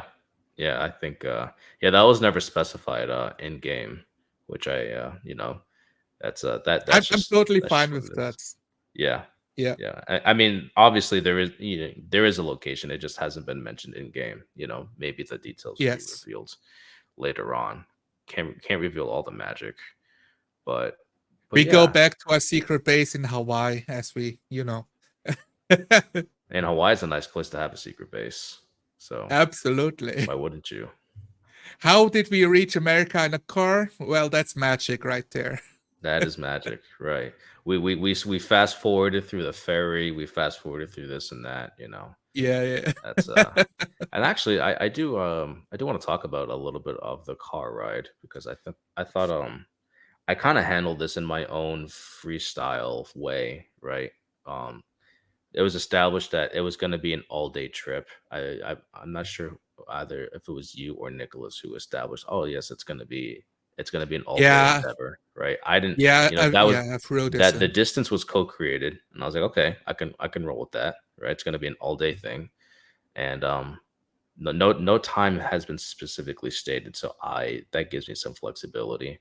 And as you guys are talking in the car, I like that you had that natural interaction. It's like, you're talking, you're getting familiar with each other. There's a little bit of banter, a little bit of talking about personal details, but maybe not too much. And I thought to myself, okay, this is probably going to go one of two ways. Either I'm going to have to kind of sneak into this conversation and fast forward these guys, or one of them is going to say, "Oh, I look at the GPS and I wondered, I look to see how far we are, or co-create. Okay, we're 4 hours away, we're 3 hours away, and you guys kind of had that natural dialogue going. I decided, okay, I'll step in here and I'll kind of make sure that things are moving along, because I wasn't sure if you guys were waiting for me to kind of like move things forward, or if you were just kind of just talking, like it really being in character and in the moment. So I do want to ask you, like, were you waiting for me to sort of move things forward, or were you just in character in the moment and not even concerned about that? I was not concerned whatsoever. We could have Oh, had that's the good. whole car ride. This is the session now. It's like that's the session. Yeah, that is the Just session. driving and talking in character, like learning more and all of that. And I'm thinking like how I really enjoyed how you handled it because it felt natural. Those time elements, like we didn't speak like big bombastic things of our characters. So it was very natural to switch from one non-committal conversation to the next one and banter and when you did the time jump and then Nicholas said like, oh nice, oh they finally played this song now, let's switch to that. And I'm like, oh, okay. We just switched. It's been like 5 hours of driving by now. I'm in the driver's seat now. And he's like, oh, he's driving. Yes, I can hang my foot like on the what's it called, on the windshield, on Yeah, the on the dashboard. dashboard. Yeah, yeah. Yeah, that's I thought like that was a very, we did not talk about like transportation at all and how we would handle that, but I thought we handled that pretty well, like all things considered. Um have yeah, you have you watched the movie called Hard Eight? hard 8. Yeah, I think it's a movie from the 80s or something. Oh no. Uh, I it's definitely haven't if it's from the 80s. Hard 8. it's a noir film. about a guy teaching a young fella how to gamble in Las Vegas and make his money back because he was completely broke. And to do, like, they had a conversation at the start, like, if he wants to actually do this, because the guy was like, why would I follow a stranger? And he's like, well, I'm just talking to you. I'm offering you this coffee. I'm offering you this bagel. Then I'm offering you somebody to talk with you about your problems. So they're like, I could teach you. I'm giving you $50 and you can take it and leave it. Or I can give you $50 and we go to Vegas and I show you how to make it last. And they had a car ride talking and he's in the back seat. And then they talk, and then there's like a can you pull over? I have to piss. And then there's a hard cut of now he sits in the front seat, and they are more friendly to each other. But it's still going through the desert towards Las Vegas, I believe. So that's what's in my head. Like, oh, I want this replicated in the scene, like the smash cut of I'm in the driver's seat now. The rappers are all over the floor. Yeah, and you pulled it off. I think I think it flowed into the game nice and seamlessly. Yeah, absolutely. That was good. I'll have to check out that movie Heartache. It's always good to watch good movies, classics I may have missed out on. It's pretty cool. It's noir. It's all about the character interactions, not about it's not about big action scenes or anything like that, or as exciting as Ocean's 11, but it's just a real cool noir drama, I think. Cool, man. I'll definitely look to see if I can watch that. And yeah, so I think this is a really cool session. I do have to get going here, unfortunately, but we can talk later, either in the server or on a live stream, whatever arises naturally. And hey, this is a great session, Nicholas. I mean, Zonalar. The other guy. No worries. Yeah. Good. I do want to mention I loved, like, oh, we're in the cavern, there's only one lighter. Wait a minute, I'm pulling the cigarillo and then light it. Because it felt really cool to visualize this, like, oh, what's it look like? Pulling all I'm doing is lighting a fire. Yeah. I thought that was pretty neat too. And it also helped to flesh out and anchor your character in the world. Like you're doing something. This is an action that you do, and it's natural, right? And that can affect the environment in a number of ways, right? I mean, Nicholas in character, he even says, "Hey, roll down the window because I'm trying to quit." I thought, oh, that's a good moment. Good character interaction right there. I need it for my nerves, and he's like, "No, this is bad for me." Yeah, real bad. Yeah, it was good. Absolutely, man. Well, all right. Unless you have anything else for me, I'm gonna head on off. This is great, Zonalar. Good playing with you, and we'll have our next session sometime soon. All right. Cheers. Cheers. Peace out, man.